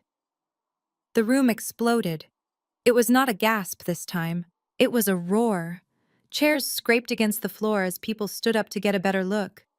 Phones were raised, recording every second of the catastrophe. Dante stared at the screen. He blinked once, twice, as if trying to make the words rearrange themselves. Then he slowly turned his head. He looked toward the back of the room where Terrence was standing near the kitchen doors. Terrence looked like a deer in headlights. His face was a mask of pure terror. He had been caught in the most public way possible. The glass of scotch he had been holding slipped from his fingers and shattered on the floor. You, Dante whispered. It wasn't a question. It was a realization so profound, it seemed to physically stagger him. You slept with her. Terrence took a step back, raising his hands. Dante, listen. It was for the family. We had to do it. You couldn't produce the air. We needed the money. Dante roared. We needed the money. Suddenly there was a shriek from the side of the room. Becky, Terrence's wife, the woman who had poured wine on me less than an hour ago, erupted. She wasn't looking at Terrence. She was looking at Jasmine. "You stupid girl," Becky screamed, her face contorted with rage. "You promised you would be careful. You promised no one would find out." She lunged at Jasmine. Becky grabbed Jasmine by her sequined hair and yanked her off the throne. Jasmine screamed, clutching her belly. "You ruined everything!" Becky yelled, slapping Jasmine across the face. "We were supposed to get the money. We were supposed to be set for life. You incompetent little tramp." The crowd surged back, creating a circle around the violence. Waiters dropped their trays. Mama Joyce stood up from her front row seat. She looked from Dante to Terrence to the screen that still displayed the evidence of her son's betrayal.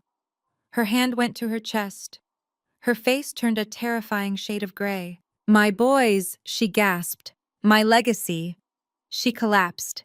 It was a theatrical fall, slow and graceful, but the thud when she hit the carpet was real enough. Mama Dante shouted, turning away from me. But he didn't go to his mother. He looked at Terrence. The brother who had always been jealous. The brother who had smiled at him at Thanksgiving while sleeping with his mistress. The brother who had planted his own child in Dante's life to steal his inheritance. A primal sound ripped from Dante's throat. It wasn't a word. It was the sound of an animal that had been trapped and wounded. He charged. Dante flew off the stage, clearing the stairs in a single leap. He lowered his shoulder and plowed into Terrence, sending them both crashing into the buffet table. Silver platters of shrimp and roast beef went flying. The ice sculpture of a baby angel shattered.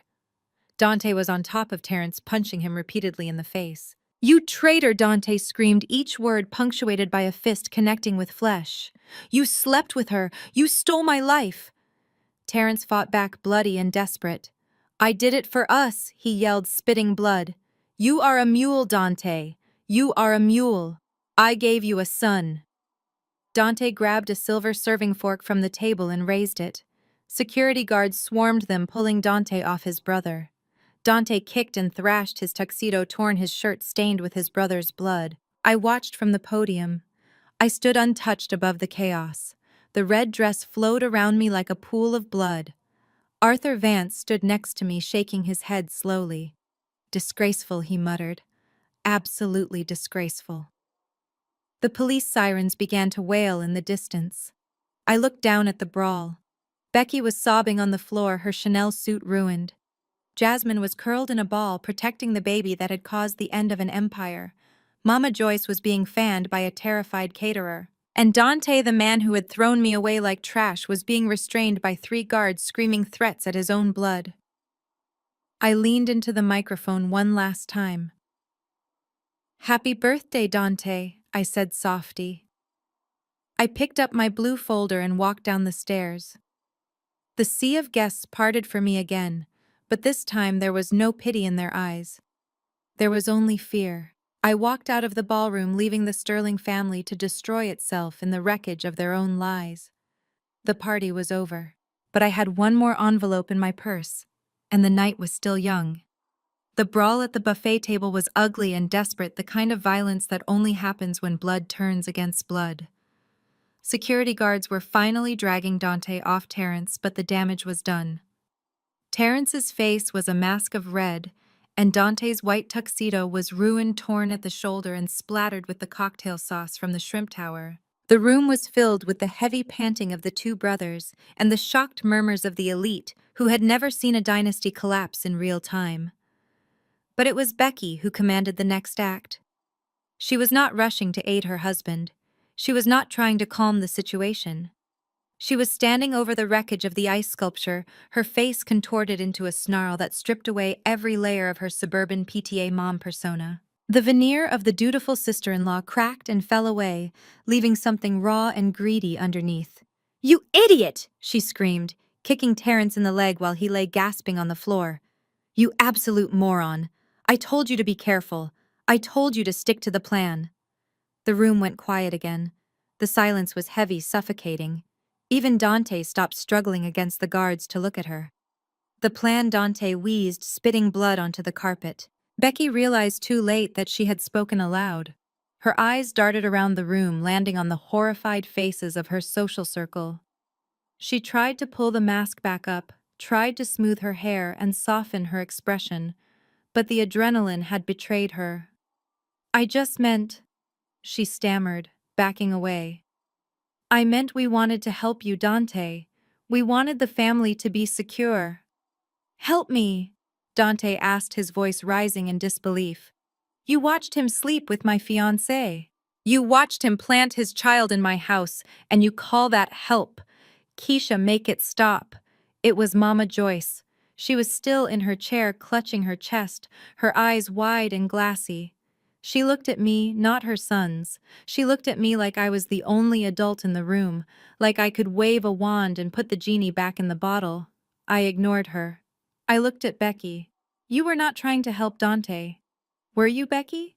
I said, my voice amplified by the microphone I still held. "You were trying to cash out." I signaled the technician. The screen behind me flickered. The DNA results vanished, replaced by a spreadsheet, a forensic accounting of the last 48 hours. "Since Dante fired me yesterday and appointed you as the new CFO, I continued walking to the edge of the stage. I decided to take a look at your first executive actions." "You were very busy this morning, Becky." The spreadsheet showed a series of wire transfers. Massive ones. Becky turned pale. "At 9:15 this morning, shortly after you signed the fraudulent tax documents," I said, pointing to the screen, "you authorized a transfer of $2 million from the Sterling Venture operating account to a shell company in the Cayman Islands." I looked at the crowd. "Anyone want to guess who owns that shell company?" I clicked the remote. A document of incorporation appeared. The owner was not Dante. It was not even Terrence. It was Rebecca Sterling. The crowd gasped. Becky had not just been complicit in the paternity fraud. She had been actively looting the company while the brothers were distracted by the baby drama. She knew the house of cards was going to fall eventually, and she had decided to grab the silver on her way out the door. "You stole from me," Dante whispered. He looked from his brother to his sister-in-law. The betrayal was total. It was panoramic. Every person he had trusted, every person he had prioritized over me had a knife in his back. "I did it for us!" Becky shrieked, her voice cracking. "Terrence never gets anything. You get the cars. You get the glory. You get the trust fund. We have bills, Dante. We have a mortgage we cannot afford because we are trying to keep up with you." I took what we were owed. She turned to Terrence, who was wiping blood from his eye. "We were going to leave," she sobbed. "After the baby was born, after the trust cleared, we were going to take our cut and go, but you had to get sloppy. You had to get caught." Dante slumped. The fight went out of him. He looked small suddenly. The arrogant king who had thrown the divorce papers at me was gone. In his place was a man who realized he was completely alone in a room full of people. He looked up at me. His eyes were pleading. He looked at me the way he used to look at me when we were 22, and he was struggling with his law school exams. He looked at me like I was the answer. "Keisha," he said, his voice breaking. "You knew. You found the money. You can fix this, right? You can freeze the accounts. You can tell them it was a mistake." He took a step toward the stage, shaking off the guards who had loosened their grip. "Baby, please," he said, using the pet name he hadn't used in a year. "Help me. They robbed me. They lied to me. You are the only one who was real. I am sorry. I made a mistake. Just fix the numbers. You can fix anything." The audacity was breathtaking. After the humiliation, after the eviction, after the mistress, after the cruelty, he still thought he could snap his fingers and I would revert to being his fixer. He thought my competence was his property. I looked down at him from the height of the stage. I looked at the blood on his shirt. I looked at the fear in his eyes. And I felt absolutely nothing. The love I had nursed for 12 years, the loyalty that had kept me silent about his sterility, it was ash. "I am not your wife anymore, Dante," I said, my voice cool and detached. "And I am not your employee. I am a whistleblower." I pointed to the back of the room where men in windbreakers were quietly entering through the service doors. I did not freeze the accounts to save you, Dante. I froze them to preserve evidence. I sent that spreadsheet to the FBI and the IRS this morning, along with the tax returns Becky signed. Dante whipped his head around. He saw the agents. He saw the badges. You called the feds, he whispered. You sent me to prison. You sent yourself to prison, I corrected him. I just turned on the lights. Becky screamed as an agent approached her, handcuffs glinting under the chandelier light. Terrence tried to crawl under the table, but he was hauled up by his collar. Dante looked back at me one last time. His eyes were wet. Why Keisha, he asked. Why go this far? You won. You proved the baby isn't mine. You proved they stole. Why destroy the company too? Why destroy the name? Because you took my home, I said simply. You took my father's records. You took my dignity. And you thought you could replace me with a lie. I reached into my purse. My hand closed around the second envelope, the one that had been burning a hole in my bag all night, the one Marcus had handed me just before I walked in. And Dante, I said, my voice softening just enough to draw him in. You think you have lost everything. You think losing the baby and the company is the bottom. I pulled the envelope out. It was smaller than the others, plain white, but it held the heaviest secret of all. You are worried about the sterling legacy, I said, holding the envelope up to the light. You are worried about the bloodline. You evicted me because I couldn't give you a sterling heir. Dante stared at the envelope. A fresh wave of dread washed over his face. What is that? He asked, his voice barely audible. I smiled. And for the first time that night it was a sad smile. Because despite everything, the truth I was about to reveal was a tragedy that predated us both. You think you lost a son tonight, Dante, I said. I opened the flap of the envelope. But you are about to lose a father. I pulled out the document. It was a DNA test. But not for the baby. This is a comparison between your DNA and the DNA preserved from the autopsy of the late Marcus Sterling Sr., I said. Your father. The man whose name is on the trust fund. The man whose legacy you have been chasing your whole life. Mama Joyce let out a wail that sounded like an animal dying. She lunged from her chair, knocking over a table of champagne flutes. No, she screamed. Keisha, don't. Please, I will give you the house. I will give you anything. Do not say it. I looked at Mama Joyce, the woman who had called me a stray cat, the woman who had mocked my fertility. She was not protecting Dante. She was protecting her own 40-year-old lie.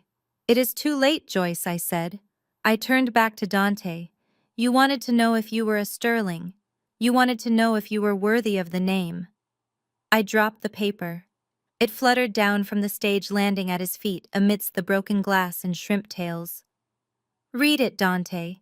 Read it and tell me who you really are. Dante picked up the piece of paper from the floor, his hands shaking so violently the document rattled like a dry leaf in a gale. The ballroom was silent, the kind of heavy, suffocating silence that precedes a natural disaster. Even the police officers who had been moving to handcuff Terrence paused, sensing that the true crime was not the assault, but the revelation unfolding on that stage. I watched Dante read the results. I watched his eyes scan the lines of data, the genetic markers that defined a human being. I watched the exact moment his reality fractured. He blinked once, then twice. He looked at the paper, then at the portrait of Marcus Sterling Sr. hanging in the foyer, then at his mother, who was now weeping openly into her hands. This is a mistake, Dante whispered. His voice was small, stripped of all its usual bluster. This says excluded. This says probability of paternity is 0. He looked up at me, his eyes pleading for me to tell him it was another trick, another forensic accounting maneuver. Keisha, he said, this says Marcus Sterling is not my father. I nodded slowly. That is exactly what it says, Dante. No, he shouted, the denial ripping out of him. I am his son. I am the heir. I am the spitting image of him. Mom, tell her. Tell her she is lying. All eyes turned to Mama Joyce, the matriarch, the queen of the Sterling social circle, the woman who had terrorized me for 12 years because my pedigree was not good enough for her golden boy. She looked small now, withered by the weight of a 36-year-old secret. She did not speak. She just sobbed, her shoulders shaking. Mom, Dante pleaded, stepping off the stage and walking toward her. Mom, look at me. Tell them. Tell them I am a Sterling. Mama Joyce looked up. Her mascara was running black tracks down her face. She reached out a hand toward him, but she did not say what he wanted to hear. I did it for you, she choked out. I did it to give you a better life. Dante froze. What did you do? Your father, Mama Joyce stammered. Marcus. He was a hard man, he was cold. He was never home. He was always building the empire, always worried about the legacy. I was lonely, Dante. I was so lonely. And who was he? Dante asked, his voice trembling with a rage that was terrifying to witness. Who was he, Mom? He was the gardener, she whispered. The word hung in the air. The gardener. The crowd gasped collectively. The irony was suffocating. Dante Sterling, the man who had looked down on everyone, the man who had evicted me because I was not elite enough, the man who had obsessed over bloodlines and legacies, was the son of the help. His name was Matteo Mama. Joyce continued, the words spilling out like vomit. He was kind to me. He listened to me. It just happened. And when I got pregnant, I knew. I knew Marcus would kill me if he found out, so I lied. I let him believe you were his. And because I felt so guilty, because I knew you were the one living a lie, I tried to make it up to you. That is why I loved you best, Dante. That is why I gave you everything. She looked at Terence, who was still on the floor, nursing his bloody nose. Terence reminded me of Marcus, she said. He looks just like him. He acts just like him. Every time I looked at Terence, I saw my sin. I saw the husband I betrayed. But when I looked at you, Dante, I saw my secret. I saw the only thing that was truly mine. Dante stepped back from her as if she were radioactive. You lied to me, he said. My whole life. Every time you told me I was the prince. Every time you told me I was better than everyone else. You knew. You knew I was a fraud. I wanted you to have the world, she wailed. I watched them, the mother and the son, the architect and the masterpiece of deception. It was tragic in a way, but tragedy does not pay the bills. And tragedy does not fulfill the requirements of a trust fund. I looked over at Arthur Vance. The trustee had retrieved the DNA result from Dante's limp hand. He was reading it, his face a mask of professional stoicism. He pulled a fountain pen from his pocket and opened the leather-bound ledger he had brought to the party. Arthur drew a single thick line through a page. Mr. Vance, Dante said, turning to the lawyer, desperation clawing at his throat. Mr. Vance, this does not change anything. I am still the son he raised. I am still the name on the birth certificate. Legal paternity is what matters, right? Arthur Vance looked up over his spectacles. He looked at Dante with a mixture of pity and finality. I am afraid not, Mr. Sterling, Arthur said. Or rather, Mr. Matteo. I drafted your father's trust myself 30 years ago. Marcus Sterling was a suspicious man. He was obsessed with his bloodline. Clause 1, Section A is very specific. Arthur cleared his throat and read aloud, his voice carrying to the back of the silent ballroom.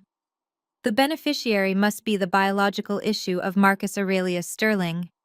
In the event of any dispute regarding lineage, DNA verification is required. No adopted children, no stepchildren, and certainly no children born of extramarital affairs shall inherit the Sterling legacy corpus. Arthur closed the book with a thud that sounded like a coffin lid slamming shut. You are not his biological issue, Dante, Arthur said. You are legally excluded from the trust. You do not get the $50 million. You do not get the house. You do not get the portfolio.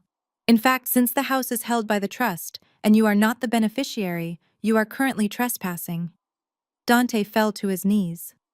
It was a slow collapse, like a building whose foundations had been dynamited. He stared at the floor, his hands gripping the carpet. $50 million. Gone. The empire he thought was his birthright. Gone. The identity he had used to bludgeon me for a decade. Gone. And then the final twisting of the knife. Arthur turned his gaze to the floor where Terence was sitting handcuffed by the IRS agents, but listening intently. That leaves only one eligible heir, Arthur said. He looked at Terence. Terence, you are the biological son of Marcus Sterling. Despite your current legal troubles regarding the tax fraud which we will have to address, the trust fund is technically yours. It cannot be dissolved. It passes to the next biological male heir. Becky let out a scream of pure frustration. She had bet on the wrong horse. She had helped Terence steal from the company to help Dante, assuming Dante would get the big payout. If she had just waited, if she had not been so greedy, Terence would have inherited everything simply by breathing. Terence started to laugh. It was a manic, bloody sound. He looked at Dante. I won, he wheezed. I finally won. I am the Sterling. You are the bastard. Dante looked at his brother. The hatred in his eyes was gone, replaced by a hollowness that was far scarier. He had nothing left to fight for. Mama Joyce crawled toward Dante, clutching at his pant leg. Dante, baby, please forgive me. We can fix this. Dante looked down at her. Get away from me, he whispered. You are not my mother. You are the woman who ruined my life. He kicked her hand away. I stood on the stage watching the tableau. The family that had thought they were gods was now just a pile of broken people rolling in the wreckage of their own sins. Dante looked up at me. He looked at the red dress. He looked at the folders on the podium. You knew, he said. You knew all of this. I did, I said. Why didn't you tell me, he asked, tears streaming down his face, mixing with the blood and the sweat. Why did you let me throw the party? Why did you let me stand up here and humiliate myself? Because Dante, I said, stepping down from the stage and walking toward him until I was standing right in front of him looking down. You evicted me. You threw my father's records in the mud. You told me I was worthless because I couldn't give you a legacy. I leaned in close so only he could hear me. I wanted you to feel what it is like to lose your home, your history, and your name all in one night. I wanted you to know what it feels like to be discarded. I straightened up and looked at the police officers who were waiting patiently for the show to end. Officers, I think you can take them now. The police moved in. They pulled Dante to his feet. He didn't resist. He just stared at me as they cuffed him. He looked like a ghost. Wait, Dante shouted as they dragged him away. Keisha, please, who am I? If I am not a Sterling, who am I? I watched him being hauled toward the exit past the guests, who were now taking photos of his downfall. You are nobody, Dante, I said softly, just like you told me I was. I turned to Mama Joyce, who was still weeping on the floor. And Joyce, I said, you might want to call a cab. The trust owns this house now, and Arthur is very strict about trespassers. I walked past them, past the ruined buffet, past the sobbing mistress and the handcuffed sister-in-law. I walked out of the ballroom and into the cool night air. The Sterling legacy was dead, but my life was just beginning. And I had one more stop to make, the IRS office. Because while revenge is sweet, a multi-million-dollar whistleblower reward is sweeter. The silence that followed the DNA revelation was heavy and suffocating, but it was short-lived. The sound of sirens that had been a distant wail grew louder until it seemed to be coming from inside the walls of the Beverly Wilshire. The double doors at the back of the ballroom burst open, but this time it was not a dramatic entrance for a party guest. It was a raid. A dozen agents in navy blue windbreakers swarmed into the room. The letters FBI and IRS were emblazoned in yellow on their backs, moving with a terrifying precision that cut through the chaos of the ruined gala. The guests who had been busy recording the family drama on their phones suddenly scrambled back, dropping their devices and raising their hands instinctively. This was no longer a social scandal, it was a federal crime scene. I stood near the podium watching the dominoes fall exactly as I had arranged them. I had sent the encrypted files to the IRS whistleblower portal just 24 hours ago. But when you hand the government a roadmap to recover millions in stolen taxes, they move with remarkable speed. Dante was the first target. He was still on his knees staring at the DNA test that proved he was a fraud. But he snapped back to reality when two agents hauled him up by his armpits. Dante Sterling, one of the agents, barked, his voice cutting through the room. "You are under arrest for securities fraud, tax evasion, and grand larceny." Dante struggled, his eyes wide and uncomprehending. "Larceny," he shouted, spitting blood from his busted lip. "I am a venture capitalist. I own this town. You cannot touch me. I am a Sterling." The agent spun him around and slammed him against the edge of the stage. The sound of the handcuffs ratcheting shut echoed like a gunshot. "You have the right to remain silent," the agent recited, indifferent to Dante's pedigree. Across the room, Terence tried to make a run for the service exit. He scrambled over the debris of the buffet table, slipping on shrimp cocktails and broken glass. He didn't make it 5 feet. An agent tackled him mid-stride, sending him crashing into a tower of champagne glasses. "Terence Sterling, you are under arrest for conspiracy to commit wire fraud and money laundering," the agent said, dragging him up. "It was her," Terence screamed, pointing a shaking finger at Becky, who was frozen near the bar. "It was her idea. She cooked the books. I just did what she told me. She is the CFO. Look at the signatures." Becky let out a sound that was half gasp, half shriek. She looked around, looking for an exit, looking for an ally, looking for anyone to blame. She locked eyes with me. "Keisha," she yelled. Tell them I did not know. You sent me the files. You set me up." I walked slowly down the stairs of the stage, my red dress trailing behind me like a royal train. I stopped a few feet from where an agent was approaching Becky. "I sent you the ledgers, Becky," I said, my voice calm. "I did not make you sign them. I warned you to read the compliance regulations. I warned you that the new tax laws were strict. But you were so desperate to be important. You were so desperate to have a title that you signed a federal document declaring false assets without even reading the first page."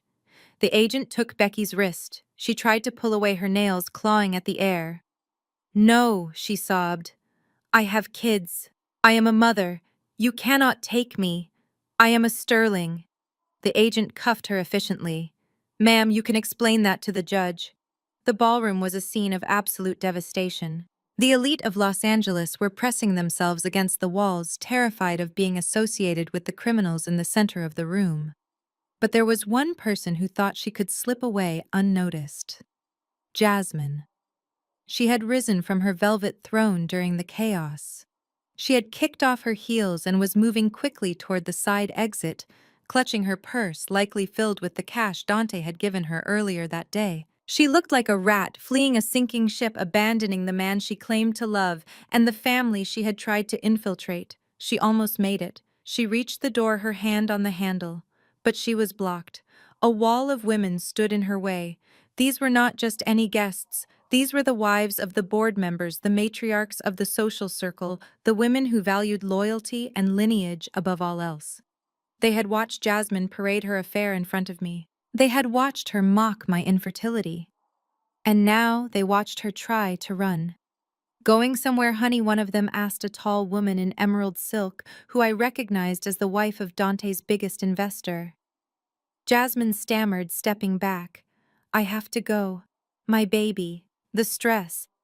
"Your baby is fine," the woman said, crossing her arms. "But you are not going anywhere. You are a material witness, and honestly, you are a disgrace." Jasmine tried to push past them, but they did not move. They formed a circle around her, a barrier of judgment and diamonds. "You thought you could sleep your way to the top," another woman said, her voice dripping with disdain. "You thought you could steal a husband and a fortune and walk away smiling. Look around you, girl.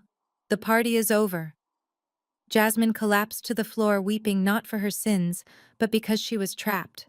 She looked at Dante, hoping for a rescue, but Dante was being marched toward the main doors, his head hung low. I walked toward the exit, following the procession of prisoners. The guests parted for me, their eyes wide with a mixture of fear and respect. They knew who had called the feds. They knew who had dropped the DNA bomb. They knew that Keisha Sterling was not a woman to be trifled with. As the agents pushed Dante through the doors, he saw me. He planted his feet, struggling against the guards to look at me one last time. His face was a ruin of tears and blood. "Keisha," he screamed, his voice raw. "Keisha, wait." I stopped. I stood in the doorway, the cool night air hitting my face, the flashing red and blue lights of the police cruisers painting the driveway in chaotic strokes. "Please," Dante begged. "Call the lawyer, call the firm, post my bail. I have money in the offshore accounts. I can pay you back. We can fix this. You are still my wife. You are the only one who can help me." He looked pathetic. The man who had told me I was a bad investment. The man who had evicted me in the rain. The man who had tried to replace me with a lie. He was begging me to save him, because he finally realized I was the only competent person he had ever known. I looked at him. I looked at the handcuffs digging into his wrists. I looked at the police cars waiting to take him to a cell where there were no silk sheets and no room service. I stepped closer, my red dress rustling softly. "I am sorry, Dante," I said, my voice loud enough for the reporters outside to hear. "I have a strict policy." Dante looked hopeful for a split second. "What is it, baby?" "Anything." I smiled a cold final smile. "I only bail out family," I said. Dante's face crumbled. "And according to the DNA test you just read," I continued, leaning in so he could see the truth in my eyes, "you are not a Sterling. You are nobody. You are just a bad investment," I finally wrote off. I turned to the agent holding him. "Take him away, officer. He does not belong here." Dante screamed my name as they shoved him into the back of the cruiser. I did not look back. I watched the car pull away, the sirens wailing into the night, carrying the wreckage of my past to the booking station. I stood on the steps of the hotel alone, but not lonely. The night air smelled of rain and justice. My phone buzzed in my purse. It was a notification from the IRS whistleblower portal. "Case status updated, investigation active." I took a deep breath, filling my lungs with the sweet, sharp air of freedom. The audit was complete. The accounts were balanced. And for the first time in 12 years, I was exactly where I needed to be. On the winning side of the ledger. The fall of the House of Sterling was not a quiet event. It was a slow, agonizing public demolition that the entire city watched with bated breath. I watched it too, but not from the front row. I watched it from the safety of my new life, observing the wreckage through the lens of court documents and news reports as the consequences of their greed finally came home to roost. The first domino to fall completely was Mama Joyce. For 30 years she had reigned over the social scene of View Park, clutching her pearls and her secrets with equal tightness. She believed her position as the matriarch of the Sterling legacy was unassailable. But Arthur Vance, the trustee, was a man who took his fiduciary duties as seriously as scripture. Since Dante was not the biological son of Marcus Sterling Sr., he had no claim to the estate. Since Terence was the biological son, but was currently indicted for federal fraud, the trust was placed into a conservatorship. The first order of business was asset recovery. I drove past the mansion 3 months after the arrest. There were no balloons or red carpets this time. There was a moving truck. Not a luxury relocation service, but a budget rental. Mama Joyce was standing on the sidewalk surrounded by a few cardboard boxes. She looked shrunken. The designer caftans were gone, replaced by a simple tracksuit that had seen better days. She was being evicted. The trust owned the house, and Arthur Vance had no intention of letting a woman who had defrauded his late client live in luxury on the estate's dime. He had given her 30 days to vacate. She had dragged her feet, hoping for a miracle that never came. I watched from my car as a group of women from her church walked by on the other side of the street. In the past, they would have stopped to gossip, to admire her garden. Now they turned their heads. They knew. Everyone knew. The DNA test I had dropped at the gala had not just exposed Dante's paternity, it had exposed Joyce's infidelity. She had passed off the gardener's son as the heir to the Sterling fortune for 36 years. In her world, that kind of deception was unforgivable. She was not just poor, now she was a pariah. She spotted my car. For a moment our eyes met. I expected her to scream, to curse me, to blame me for her downfall. but she just looked away, her shoulders slumped in defeat. She picked up a box and walked toward the bus stop. She was moving to a government-subsidized senior living facility in South Los Angeles. It was a roof over her head, but it was a long way from the hill. Dante's fate was less quiet and far more brutal. The federal trial lasted 3 weeks. The evidence I had provided, the forensic audit, the tax returns Becky had signed, the wire transfers, was insurmountable. His lawyer tried to argue that he was a victim of his brother's manipulation, but the jury saw the lifestyle he had led. They saw the Lamborghini, the jewelry, the arrogance. The judge sentenced him to 10 years in federal prison. No parole for at least 8. I went to the sentencing. I needed to see it finished. Dante stood in his orange jumpsuit, his head shaved, his swagger gone. When the gavel banged, he flinched. But the real punishment began after the transport bus left the courthouse. Word travels fast in the prison system. Dante was not just a white-collar criminal. He was the guy who had thrown a gender reveal party for his brother's baby. He was the guy who had bragged about a legacy that wasn't his. I heard through a friend in the DA's office that Dante's life inside was a nightmare. He was the punchline of every joke in the cell block. They called him the cuckoo bird. He had lost his money, he had lost his name, and he had lost the respect of every man in the yard. The sterling name, which he had used as a shield for his entire life, was now a target on his back. He was a lone bankrupt and broken, living in a cage built by his own vanity. Then there was Jasmine, the woman who thought she could sleep her way into a dynasty. She gave birth 2 months after the arrests. It was a boy, just as the ultrasound had predicted, a sterling heir. But there was no trust fund waiting for him. Terrence's assets were frozen by the government to pay restitution for the fraud. The Sterling Trust was locked down in litigation.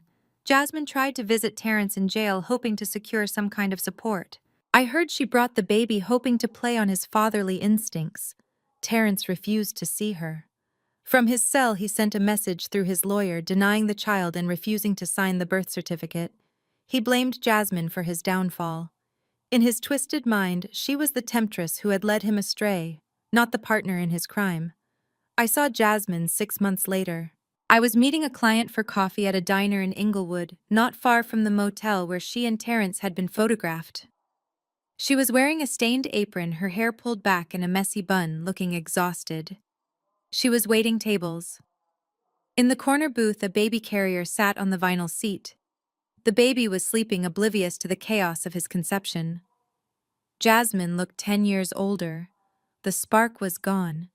The arrogance was gone. She was just a tired single mother trying to make rent on a waitress's tips. She saw me when she brought the check to the table next to mine. She froze, the coffee pot trembling in her hand. She looked at my suit, my bag, my piece. I saw the question in her eyes. She wanted to ask for help. She wanted to ask for mercy. I left a $20 tip on the table and walked out. I did not hate her anymore. I did not feel anything for her. She was living the life she had tried to escape the hard way. She had gambled her youth and her body on a lie, and the house had won. Finally, there was Becky, my sister-in-law, the new CFO. Her downfall was perhaps the most complete because she had the most to lose socially. The federal charges against her were severe. Signing fraudulent tax documents is a felony. She took a plea deal to avoid a long prison sentence, agreeing to testify against Terrence and Dante. She got 2 years of house arrest and probation, but the collateral damage was total. Terrence filed for divorce from prison, citing her cooperation with the feds as betrayal. Because of her felony conviction and the instability of her situation, she lost custody of their children. Terrence's parents, who had always tolerated her but never loved her, petitioned the court for guardianship and won. They argued that a woman who would loot a company and frame her brother-in-law was not fit to raise sterling grandchildren. Becky was evicted from her home in View Park. She had no job, no husband, no children, and a criminal record that made her unemployable in any finance-adjacent field. The last I heard, she had moved back to Ohio to live with her parents in the small town she had spent her whole life trying to pretend she wasn't from. She was working as a cashier at a grocery store, the very fate she used to mock people for. The woman who had poured wine on me to mark me as lower class was now scanning coupons for a living. The Sterling family had been a monolith, a fortress of wealth and judgment that had loomed over me for 12 years. They had seemed untouchable, but they were rot from the inside out. All it took was one person to stop propping them up. I sat in my new office looking at the file marked Sterling closed. They were all gone, scattered to the winds of poverty, prison, and irrelevance. They had tried to erase me. They had tried to make me homeless. They had tried to steal my dignity. In the end, they had only succeeded in erasing themselves. I closed the file and put it in the shredder. The sound of the paper being sliced into confetti was the most satisfying sound I had ever heard. The past was dead, the debt was paid, and I had a meeting to get to. The extended stay motel on La Brea smelled of lemon cleaner and stale cigarette smoke, a sharp contrast to the lavender diffusers and fresh linens of the home I had just been evicted from. I sat at the small, wobbly desk pushing aside the complimentary coffee maker to make room for my laptop. Outside the window, sirens wailed, and the neon sign of a 24-hour liquor store buzzed with a rhythmic electrical hum. It was 3 in the morning. Most women in my position would be sleeping or crying or calling their mothers. I was doing none of those things. I was working. I opened my laptop and the screen cast a harsh blue glow over my face. I cracked my knuckles, a habit I only engaged in before a difficult audit. For 12 years, I had been Dante Sterling's wife, his partner, and his support system. But tonight, I was none of those things. Tonight, I was the senior forensic auditor who had brought down 3 Ponzi schemes and a corrupt city councilman. Dante thought he had stripped me of my power by taking my house and my husband's status. He forgot that I was the one who set up his passwords. I navigated to the login page for the Sterling Venture Capital secure server. My fingers hovered over the keyboard. Dante was arrogant. He was the kind of man who believed he was too smart to be hacked and too important to follow basic security protocols.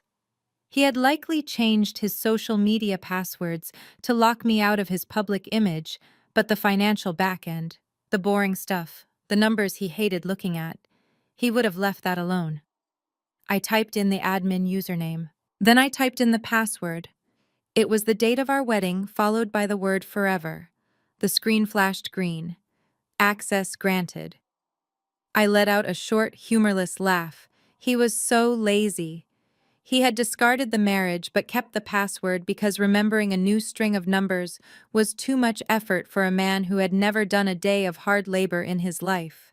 I was in. I started with the joint accounts, the ones he thought I was too emotional to check. I pulled up the transaction history for the last 6 months. The numbers scrolled past, reflecting the life we had built. Mortgage payments, utility bills, groceries. And then I saw it. A transfer. It was not small. It was a hemorrhage. $500,000 wired out of our joint retirement fund. The nest egg I had contributed to with every bonus check, every overtime hour, every tax season hustle. It was gone. Transferred to an LLC I did not recognize called New Horizon Holdings. I opened a second window and ran a search on the LLC. It was registered in Nevada 3 months ago. The signatory was obscured, but the associated bank account led to a debit card purchase history that told a story more vivid than any confession. Exotic Motors Los Angeles, $280,000. Tiffany & Co. Beverly Hills, $85,000. I closed my eyes for a second, letting the rage settle into a cold, hard knot in my chest. He had bought a supercar, probably that matte black Lamborghini he had been drooling over on Instagram. And the ring. The ring Jasmine was probably wearing right now while she slept in my bed. He had paid for his mistress's engagement ring with his wife's retirement money. But why steal from the retirement fund? Dante had access to the family operating accounts. He had a trust allowance. Why risk a federal crime by draining a joint 401k without spousal consent? Unless he had no other choice. I dug deeper. I switched from the joint accounts to his personal credit lines. This was where the forensic part kicked in. I looked for patterns. I looked for the holes where the money should be. The Sterling family name was synonymous with wealth, but the numbers on my screen were telling a different story. Dante was not rich.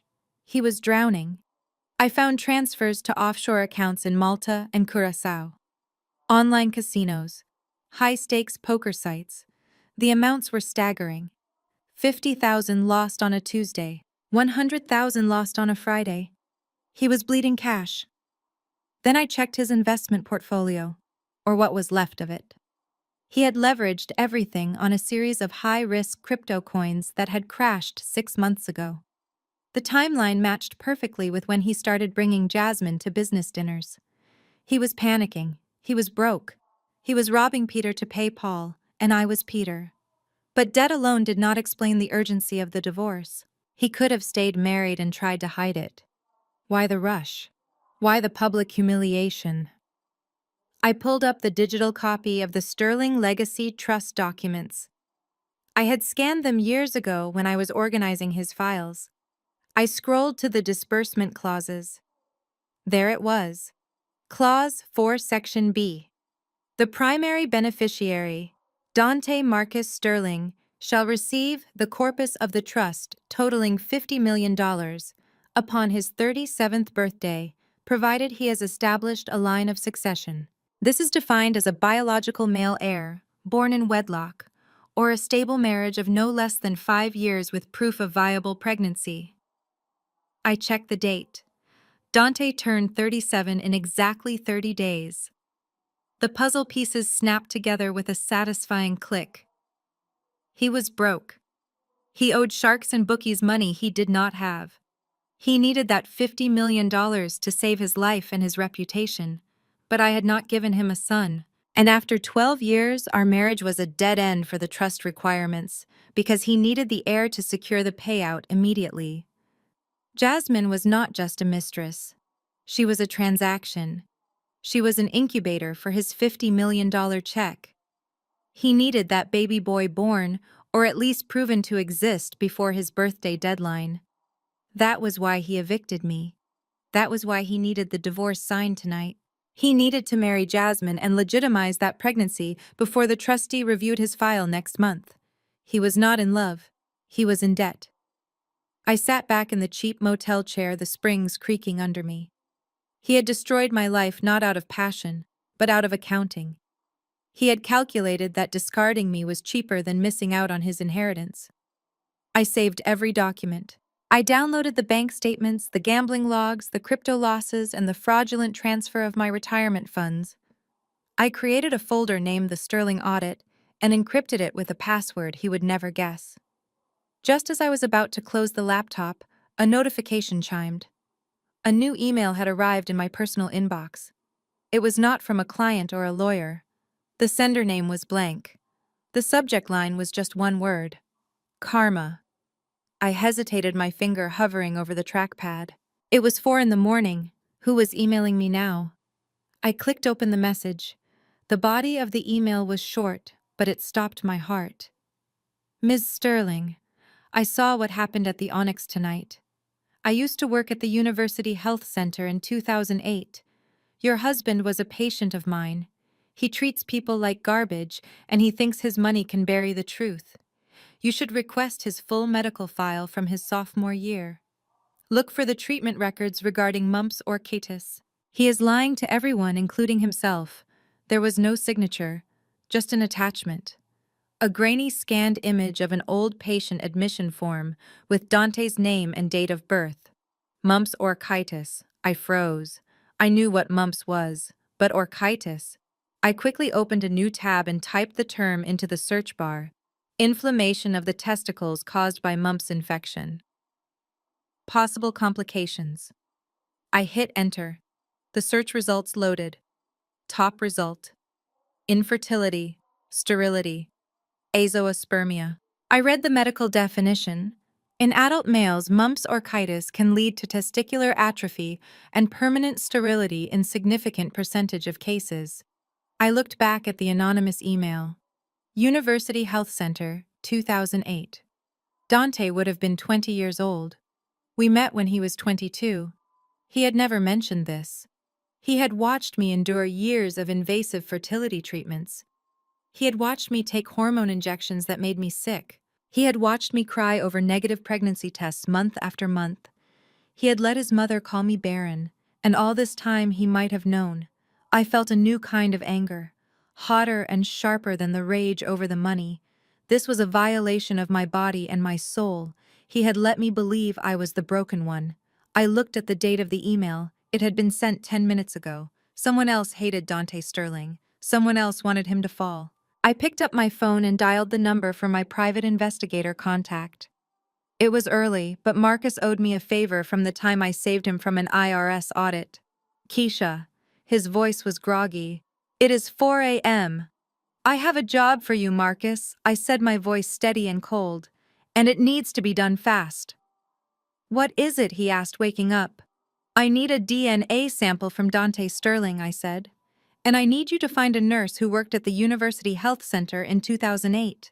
I looked at the screen at the evidence of the stolen $500,000 and the hint of a medical secret that could shatter the Sterling empire. Dante wanted a male heir to unlock his millions. He was banking on biology to save him. But he had forgotten the first rule of accounting. Always check the source data. If this tip was true, then the baby in Jasmine's belly, the golden ticket to his $50 million, could not possibly be his. And if that baby was not his, then Dante Sterling was not just broke. He was extinct. I closed the laptop. The sun was starting to rise over Los Angeles, painting the smoggy sky in shades of bruised purple and orange. I stood up and walked to the window. I had lost my house. I had lost my husband. But I had found the weapon I needed. It was time to go to work. Keisha's victory teaches us that when faced with ultimate betrayal, composure and intelligence are your strongest weapons. She didn't just get mad, she got even by revealing the undeniable truth. Her story proves that a legacy built on lies, greed, and arrogance is destined to crumble while integrity always survives. It reminds us to never underestimate our own worth, even when those closest to us try to discard us. Sometimes the best revenge isn't noise or violence, but simply letting the cold, hard facts do the talking. Always keep your receipts, because the truth is the only currency that truly matters. Have you ever had to expose a lie to protect yourself? Tell your story in the comments below and subscribe for more satisfying tales of justice served.